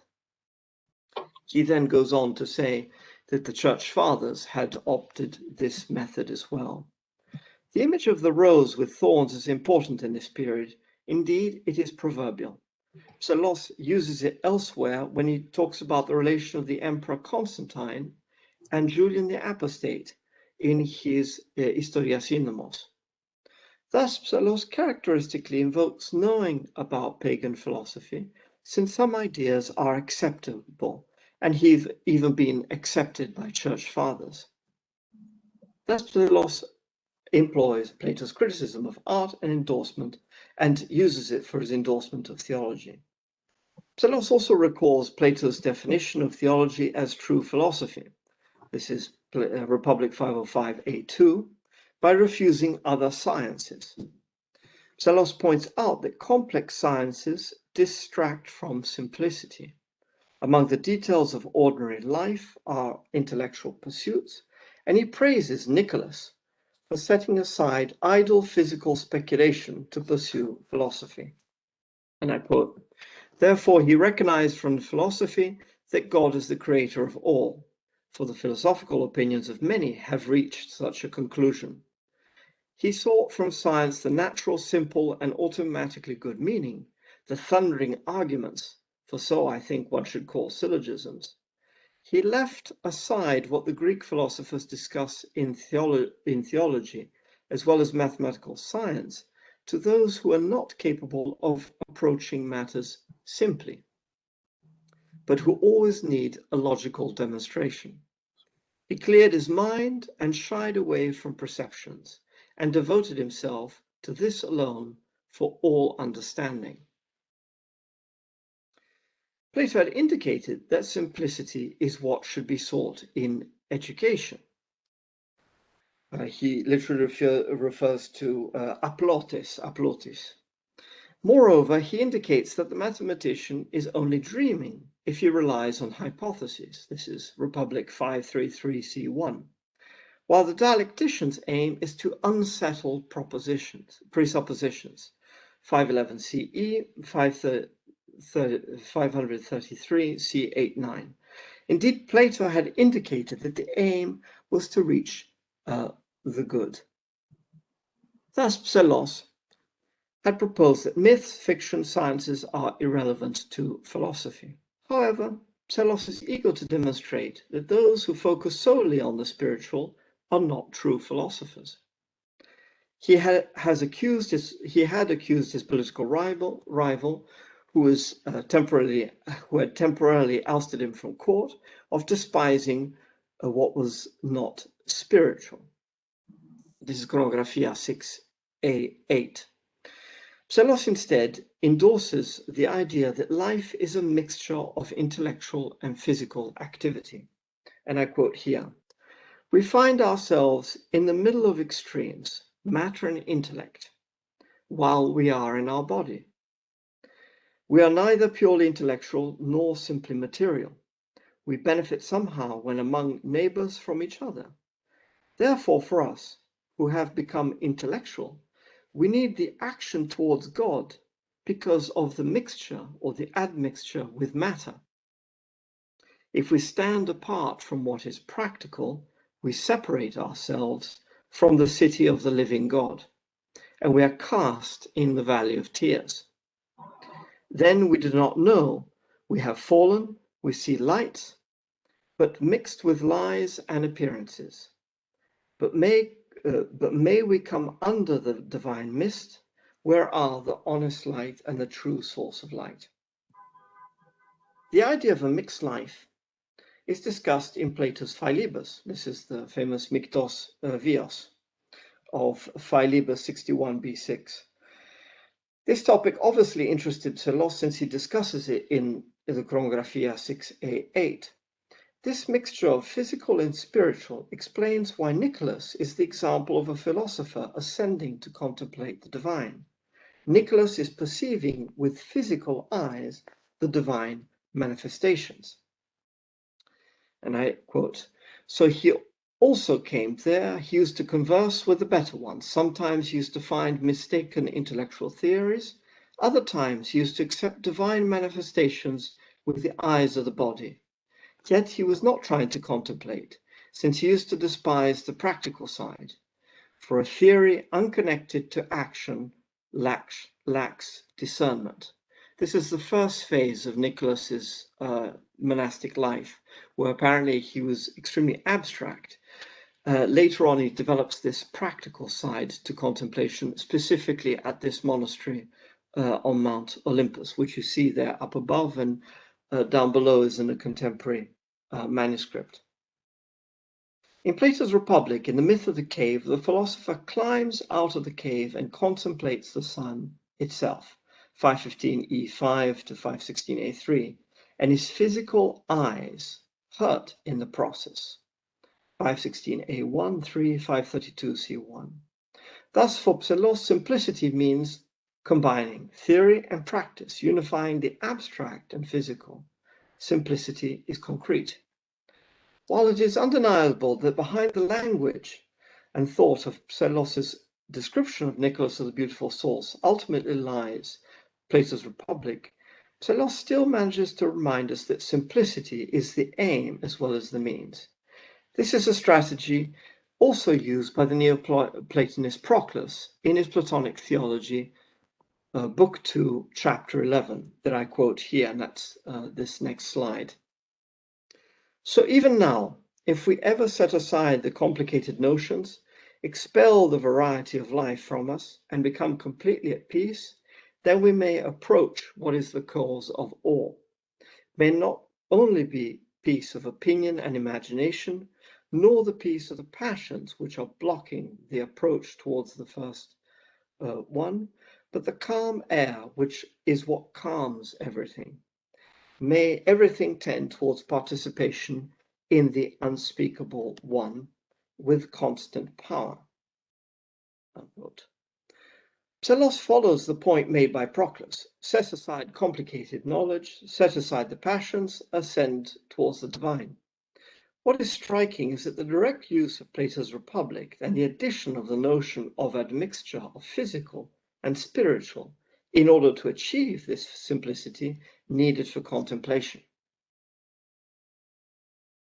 Indeed, the highest level of contemplation he describes is him looking at a depiction of Nicholas surrounded by fellow monks in a cave, possibly above the monastery. This is probably a fresco, or at least an image in the actual monastery where Psellos is physically present on Mount Olympus.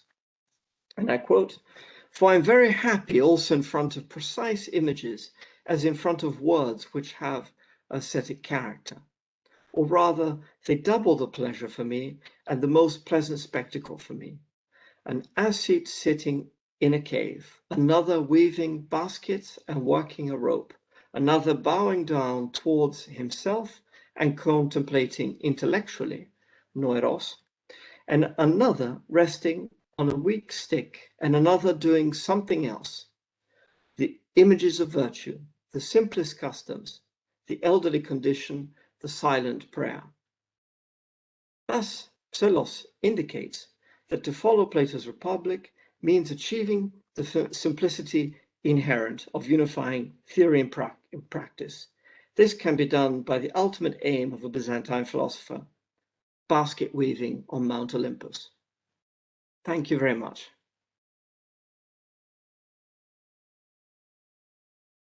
Thank you, Mr. Nathan, and we may proceed now to questions.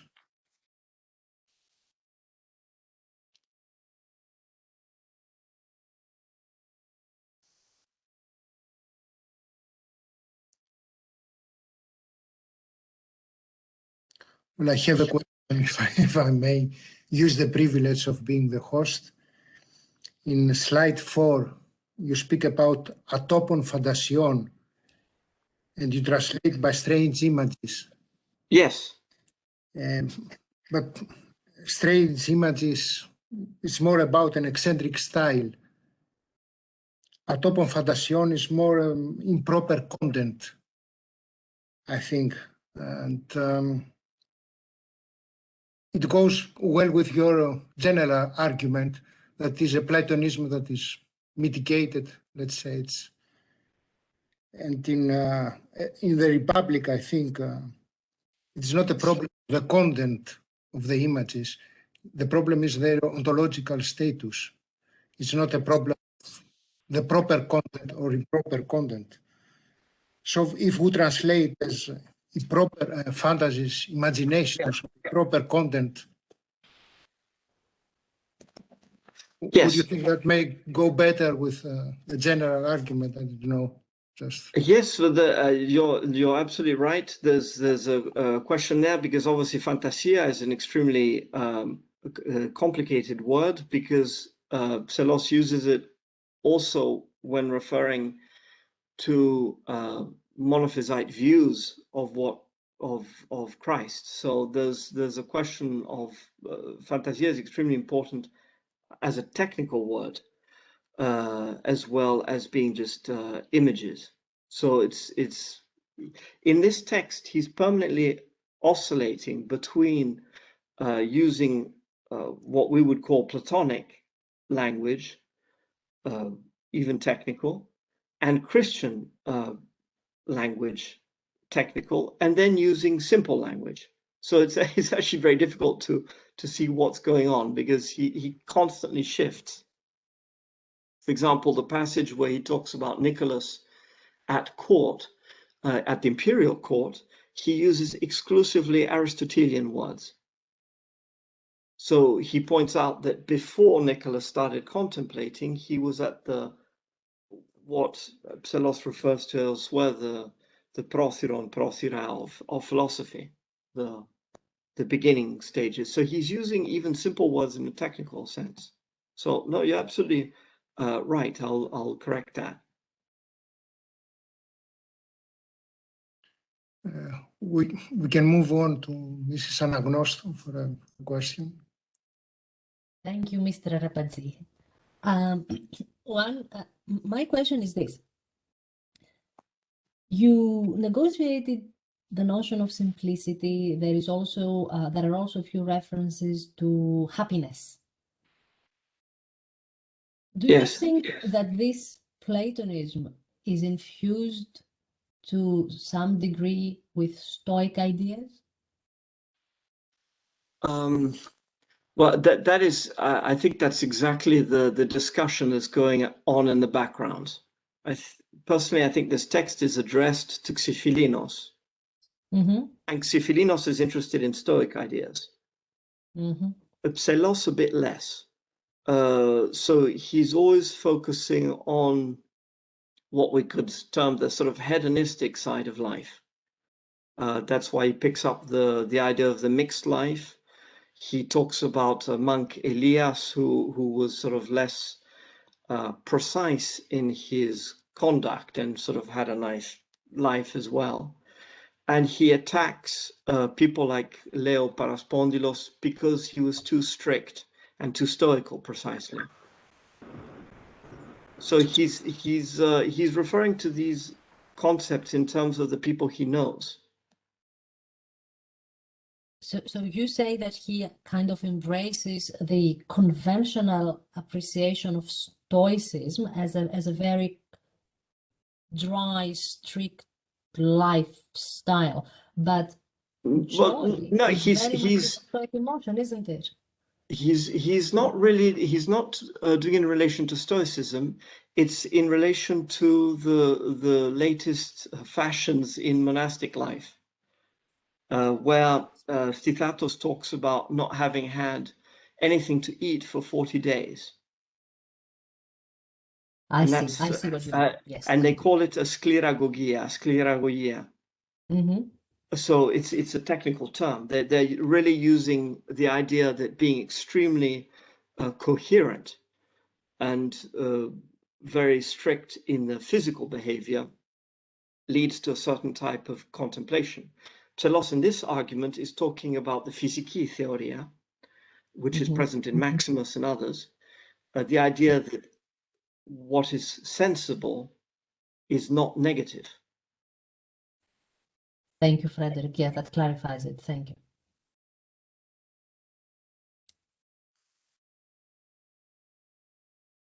Are there any other? Oh, yes. Mr. Batley, please go on with your question. I suspect this may be drawing a long bow, but it seems to me that the Republic is an odd dialogue to bring into an encomium in praise of someone who's reconciled the practical and theoretical life, because that tension is certainly present there in the descent of the philosopher again into the cave. And then there were these other issues of simplicity and philosophical sophistication that you showed us are sort of woven into this. I've been playing with the idea that the sort of the reconciliation of apparently competing or inconsistent texts in Plato in Proclus commentaries is often accomplished not through so much argument, but a sort of performance of their reconciliation in like a canto, right? So that instead of giving an argument that this in fact all hangs together, one performs them rhetorically in a sort of pleasing chorus. To what extent do you think Pselos is alive to this notion of, shall we call it, argument by performance, in which apparently contrasting themes or themes that are in tension are woven into a kind of pleasing rhetorical whole, and in that sense shown to have a kind of consistency? Yes, there's that is no, thank you for the question, because it goes in some ways to the heart of Pselos's writing. If one compares someone like Italos, his student or contemporary, and Pselos's essays, Italos starts off with, I have a thesis, most people think this, let's argue it. If this, then that. If this, then that. Conclusion, I am right. Okay, so the structure of the essays are more or less like that. Psellos tends to add a performative aspect that you talked about. There is the aspect that the argument is carried forward not only by the development of the argument from premises, but also the way they're expressed. So he's definitely doing that, and he changes the people the authors he quotes based on which level of development he thinks Nicholas of the Beautiful Source is at. So, as I said, early on in his life, when he's sort of not a monk, he's using rhetoric and syllogisms and Aristotelian language. Then when he starts the question of ascension, you start having Platonic language from the Republic, and then you have these ideas that are present in the Philebus, which are towards the end. So there is a performative aspect, and there's also a sense of progression.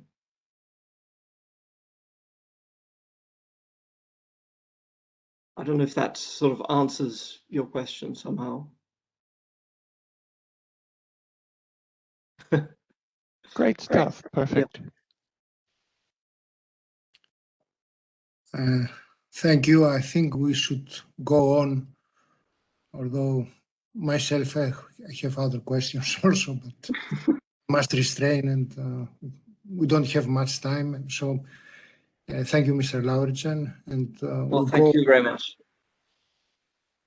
We go on with Mr. Giovanni Ventimiglia from the University of Lucerne, who is going to speak about the importance of Plato's doctrines of principles in Aquinas' metaphysics. If you please take the floor.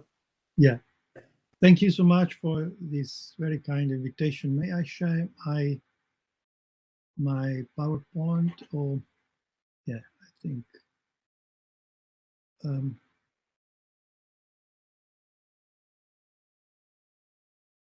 Okay. You are a co-host now, so you can. Thank you. Yes. Okay, I think this one. So can you see that? Okay, can you see that?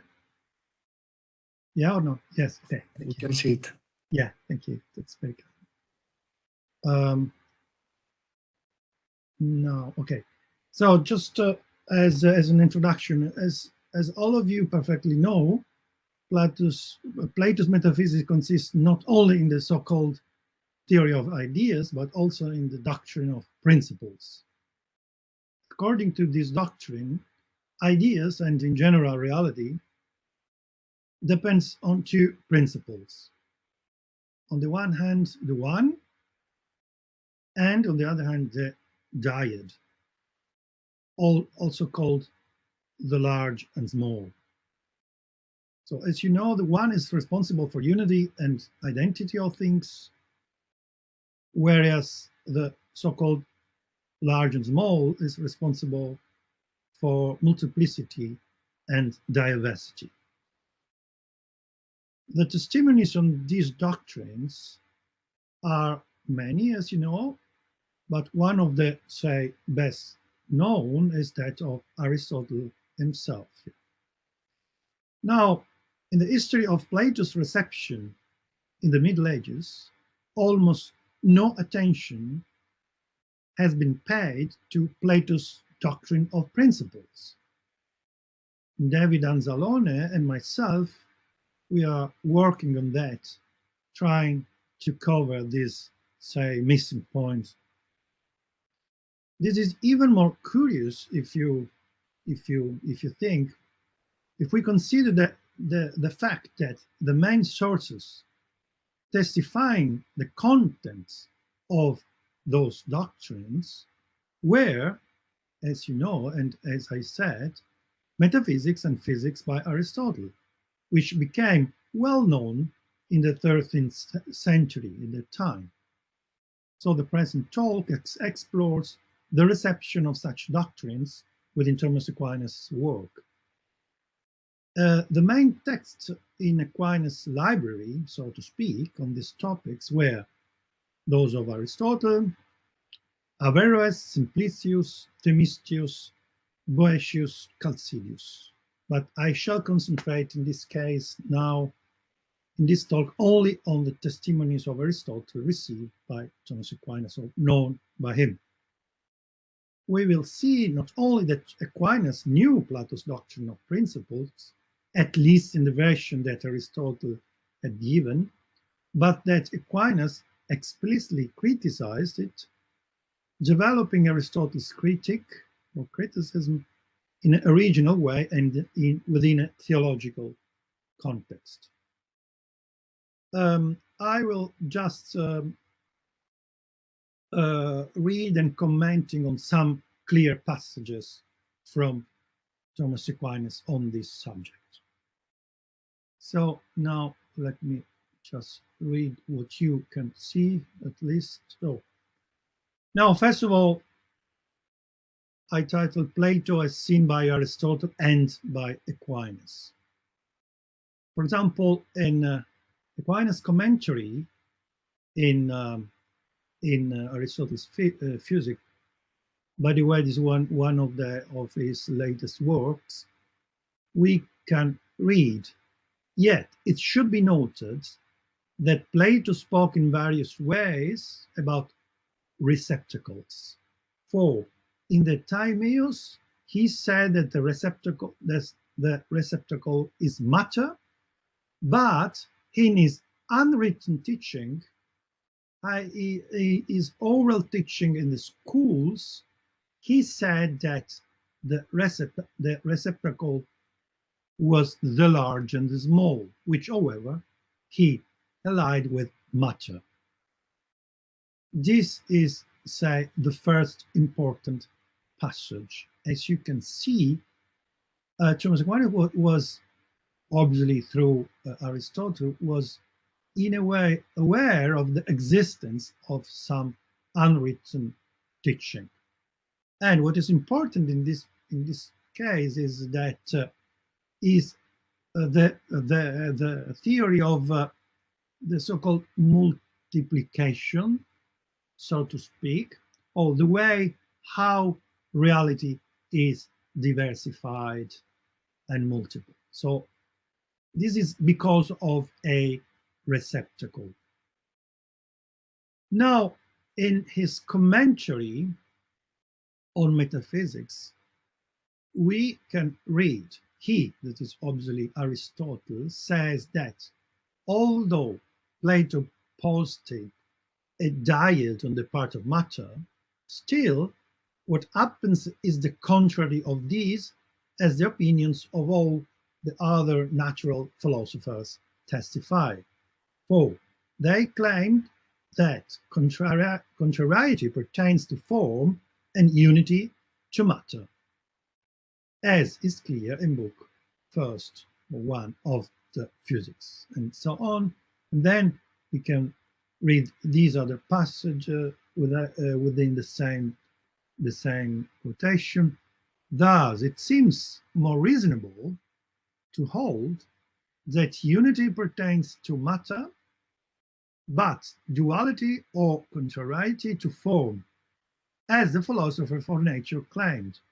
This is the opposite of what Plato held. For Plato saw that each thing is received in something, is received in something else according to the measure of the recipient. Hence, receptions seems to differ according as the capacities of recipients differ. So you can see here that it is a matter of the recipients, or responsible for the diversity of things, in a way, are here the receptacles, and here they are called recipient or recipients. And then further, this is why he held that unity, he in this case is Plato, This is why he held that unity pertains to form and duality to matter. Now, we must know that this difference between Plato and the philosophers of nature is a result of the fact that they considered things from different points of view.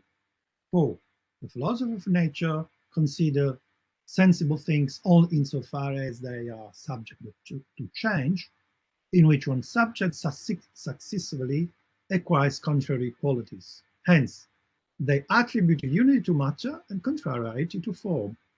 But Plato, because of his investigation of universals, went on to give the principles of sensible things.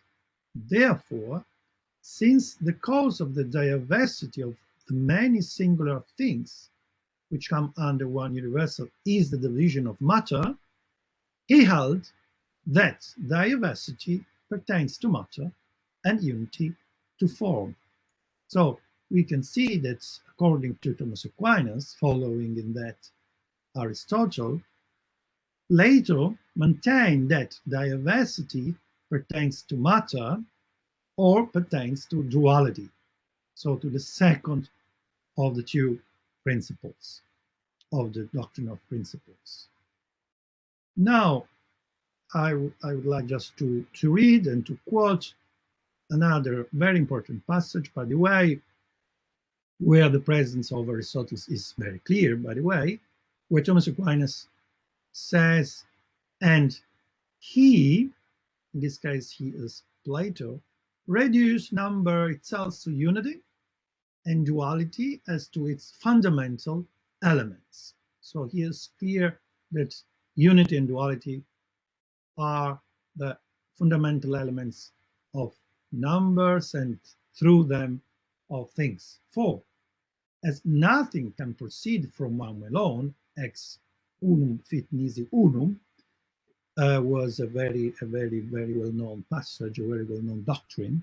There must, he thought, be some nature subordinate to unity, whence multiplicity might proceed. And this nature he called duality. Now, for the time being, this is, it is clear that in a way, or following the testimony by Aristotle, Thomas Aquinas was perfectly aware of the content of the so-called doctrine of principle, and in this doctrine, the principle responsible for multiplicity and diversity of things was the second principle, that is to say, dyad or dualitas, or the great and small. Now, here comes something which is interesting to me. This is a comment on Liber de Causis. The text of the Causis ran as follows: and the diversity of reception is due not to the first cause, but to the recipient. Again, the word recipient. This is because the recipient is also diversified. Because of that, what is received is therefore diversified. This was the text of the Liber de Causis. Now, Thomas Aquinas, as you perfectly know, wrote a commentary on Liber de Causis in here 1272, 1273. And at that time, Thomas Aquinas was aware that because in May 1268, Thomas got to know William of Morbecke's translation of the works of Proclus, Alimentatio Theologica, and would thus have realized the non-Aristotelian origin of the causes. So he was perfectly aware that it was a book written in a Neo-Platonic framework. So Thomas Aquinas maintained we should keep in mind that the action of the first cause is twofold. One, inasmuch as it establishes things, which is called creation. Another, inasmuch as it rules things already established. This is the so-called gubernatio. Therefore, what it says here has no place in the first action, because if all diversity of effects must reduce to the diversity of the recipients, it will be necessary to say that there would be some recipients that are not from the first cause, which is contrary to what is said before in proposition 18. All things have essence through the first cause. So, Thomas Aquinas, it is necessary to say that the first diversity of things, according to which they have diverse natures and powers, is not due to some diversity of the recipients, but is due to the first cause. Not because there is some diversity in it, in God in this case, but because it knows diversity, for it is an agent according to its knowledge. Therefore, it produces the diverse grades of things for the completeness of the universe. So, in short, from this text, it's clear that diversity of beings derives from the diversity of the essence, and not, sorry, if the diversity of beings derived from the diversity of the essence and not from God himself, then it would be necessary to accept independence of the existence of the essence from the creative cause of all that exists, God. And this is a thesis contrary to the theological doctrine of creation from nothing. No, so it is very important that this anti-Platonic thesis of Thomas Aquinas in this commentary was later expressly criticized by his contemporary and follower, Gilles of Rome. Hence, it seems that it is just this which defines his position on this problem. This is very typical of Thomas Aquinas.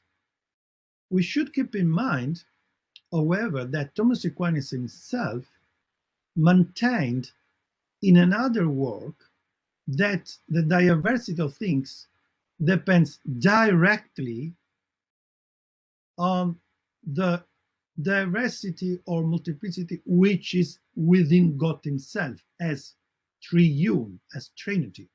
He said, all created procession and multiplicity proceeds out of the procession of the distinct divine persons. So the Trinity in this case. This is quite interesting. So is it as if the great and small, say, or the dyad has been included in a certain way within God himself, not as a separate principle, but within God himself. So, but let's now just read the last text. This is the commentary on physics, where Thomas Aquinas wrote, but it should be noted that positing a diversity of things on the sole ground of diversity of subject is a Platonist opinion, which attributed unity to form and duality to matter, again the same doctrine, so that the entire reason of diversity came from the material principle. That was why he stated that one and being are predicated univocally, and that they signify one nature, by that the species of things are diversified by reason of a diversity of receivers. So because the receivers are different, this is the reason why there is diversity in things. He first of all asks about species, when is something, and so on, and then it is only because the same nature is found in different receivers, as Plato held. According to the foregoing, this cannot be the case. Even, again, a very clear criticism to Plato. For it has been said that the genus is not absolutely one, Therefore, a difference of species is not reckoned on the basis that some same thing is in one and another, idem in alio et alio, except for the Platonists, who posited that the genus is absolutely one. On this account, as though answering the question, Aristotle adds that a species is different, not because the same thing is in a different subject, but because a different nature is in a different subject. And other allude may be taken in two ways as before. In one way, as meaning that the white is said to be something other than the sweet, because in the white thing is found a subject nature other than the one in the sweet. In another way, as meaning that they differ not only in subject nature, but that they are wholly not the same. These two are the same as the two he mentioned above, when he said if the same thing is found in things that are other, or if different things are found in different things. For it is clear that there is a same reason of identity and diversity in species and in the definition. So as a conclusion, let me see that. Sorry, are you here? Can you hear me now? Yeah, sorry. So, conclusions.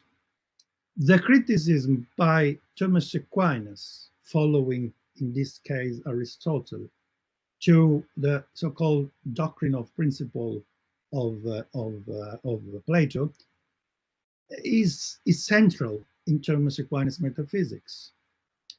And Thomas Aquinas developed this criticism in a quite a very original way. First of all, because of the doctrine of analogy of being, so being is said in many ways.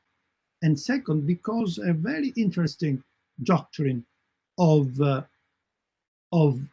God's being as triune, so that diversity doesn't depend on a different and independent principle, the dyad, but depend directly on God as triune. So he, in a certain way, developed the Aristotle criticism I think, in a very interesting way. And obviously, the solution, the Aristotelian solution was, or interpretation was, first of all, being as such is originally diversified, and God's as such is originally diversified. So there is no need of a different principle of multiplicity. Thank you for your kind attention. Thank you very much for the presentation. If you would like to answer your screen, and we proceed to questions. Oh, sorry.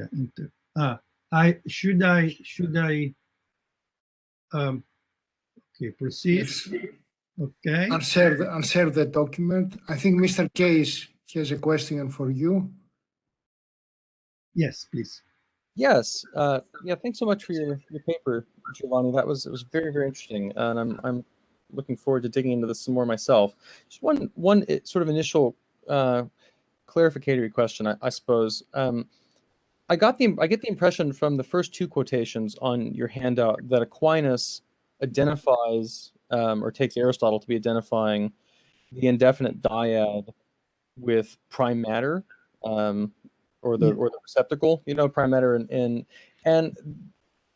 it's been a little while since I've revisited these passages in Aristotle himself, but I have sort of recently been thinking about the same topic in Plotinus, for instance, who has quite a different interpretation of. I mean, it's very clear that these are different entities that figure in quite different ways in the system, as the Platonist system as Plotinus understands it, so he'll say, I was just looking at this one passage from Aeneid 5:4-2, where he says, therefore it is said, from the indefinite dyad and the one are the forms and numbers, for this is nous. So it's, I mean, it's, and prime matter, you know, comes much later downstream, you know, so to speak, in the system. So I mean, do you think that this is a I'm almost inclined. I mean, I'm inclined to wonder if this isn't just a sort of basic mistake. You know, not necessarily Aquinas' fault, I suppose. I mean, because he is of course following Aristotle's lead. But I mean, to what extent am I right to am I reading him correctly? You know, as identifying those two, and if so, what implications does that have for his interpretation of the Platonist doctrine of principles? You know, if there are other ways of cutting the cake, you know, so to speak. Yeah.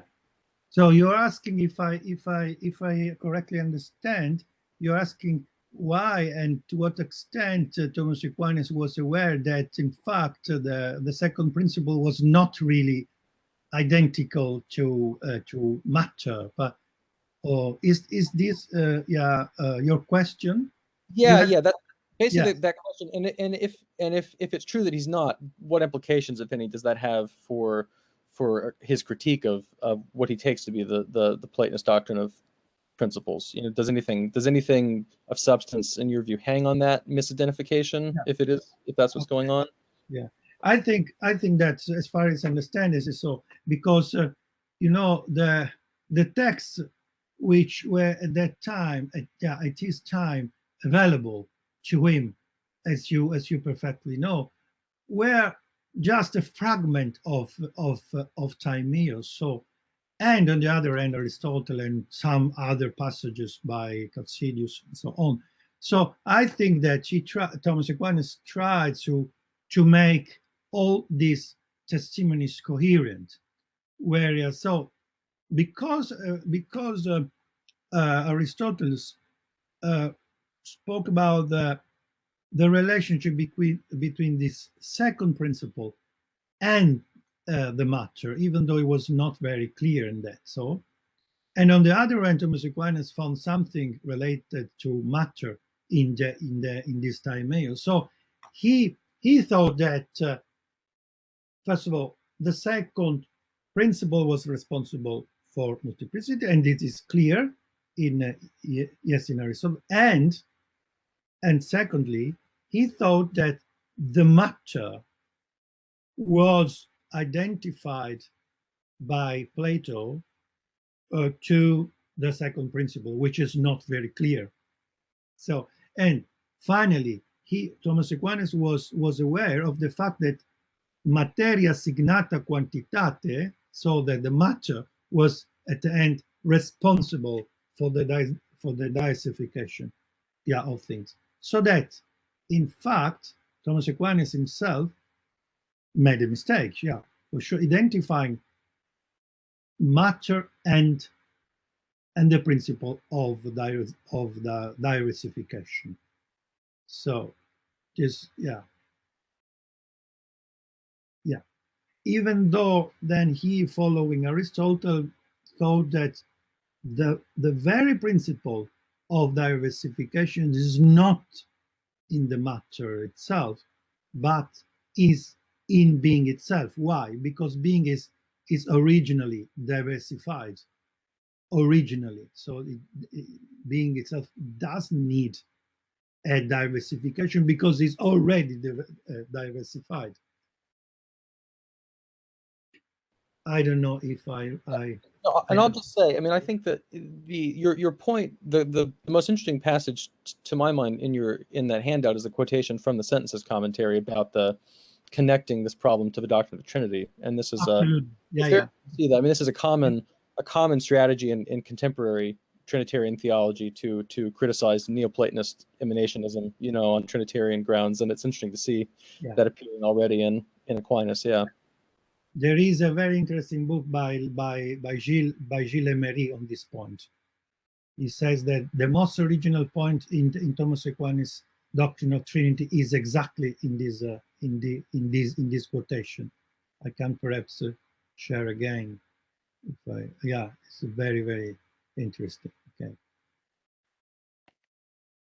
We should go on with Mr. Ilievsky and then with Mr. Anzalone. I remind you that we must find some minutes for Mr. Case. Yeah, you're right. Sure. We lost the connection, so try to be brief.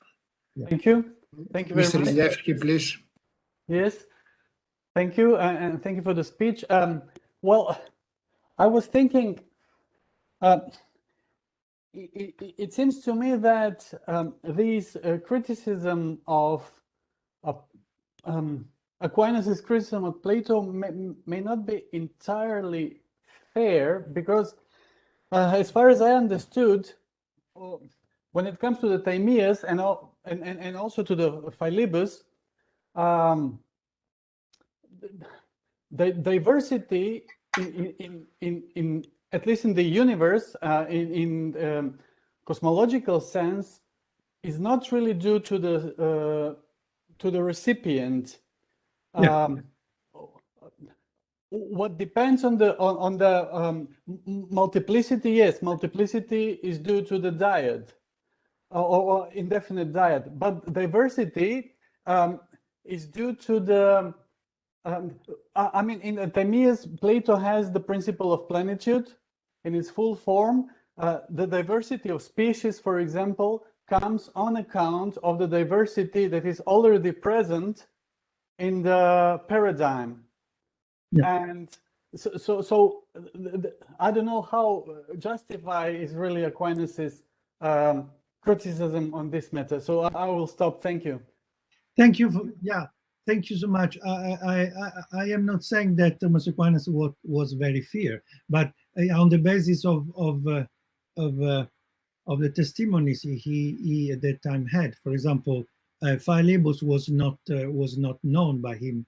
For example, he was just aware of a fragment of the Timaeus, and then Aristotle. But I can agree with you. But unfortunately, Thomas Aquinas had not at his disposal all Plato's work. So, but I think that one important thing is that he understood that according to a Platonic and a Neoplatonic metaphysical framework, it is impossible to conceive the first principle of all things as internally multiple. So if there is a dogma, so to speak, of Neoplatonism, is the fact that the first principle is undivided, is not multiple. And by this doctrine, of Trinity, Aquinas attempted to demonstrate that it is possible to have God, the first principle, which at the same time is diversified in himself.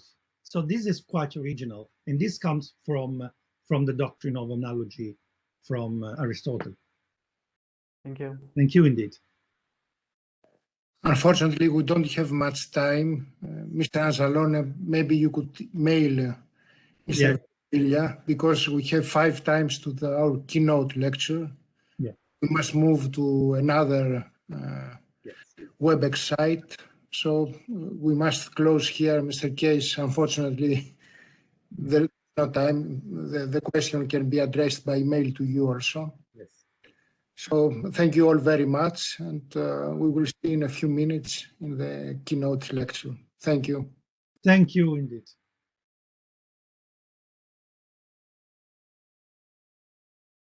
I'm ending a session for all of you. I'm sorry, when exactly does the keynote lecture start? In 6 minutes. In 6 minutes. Thank you. Thank you very much to everyone. Okay. Bye. Thank you very much. Thank you. See you soon.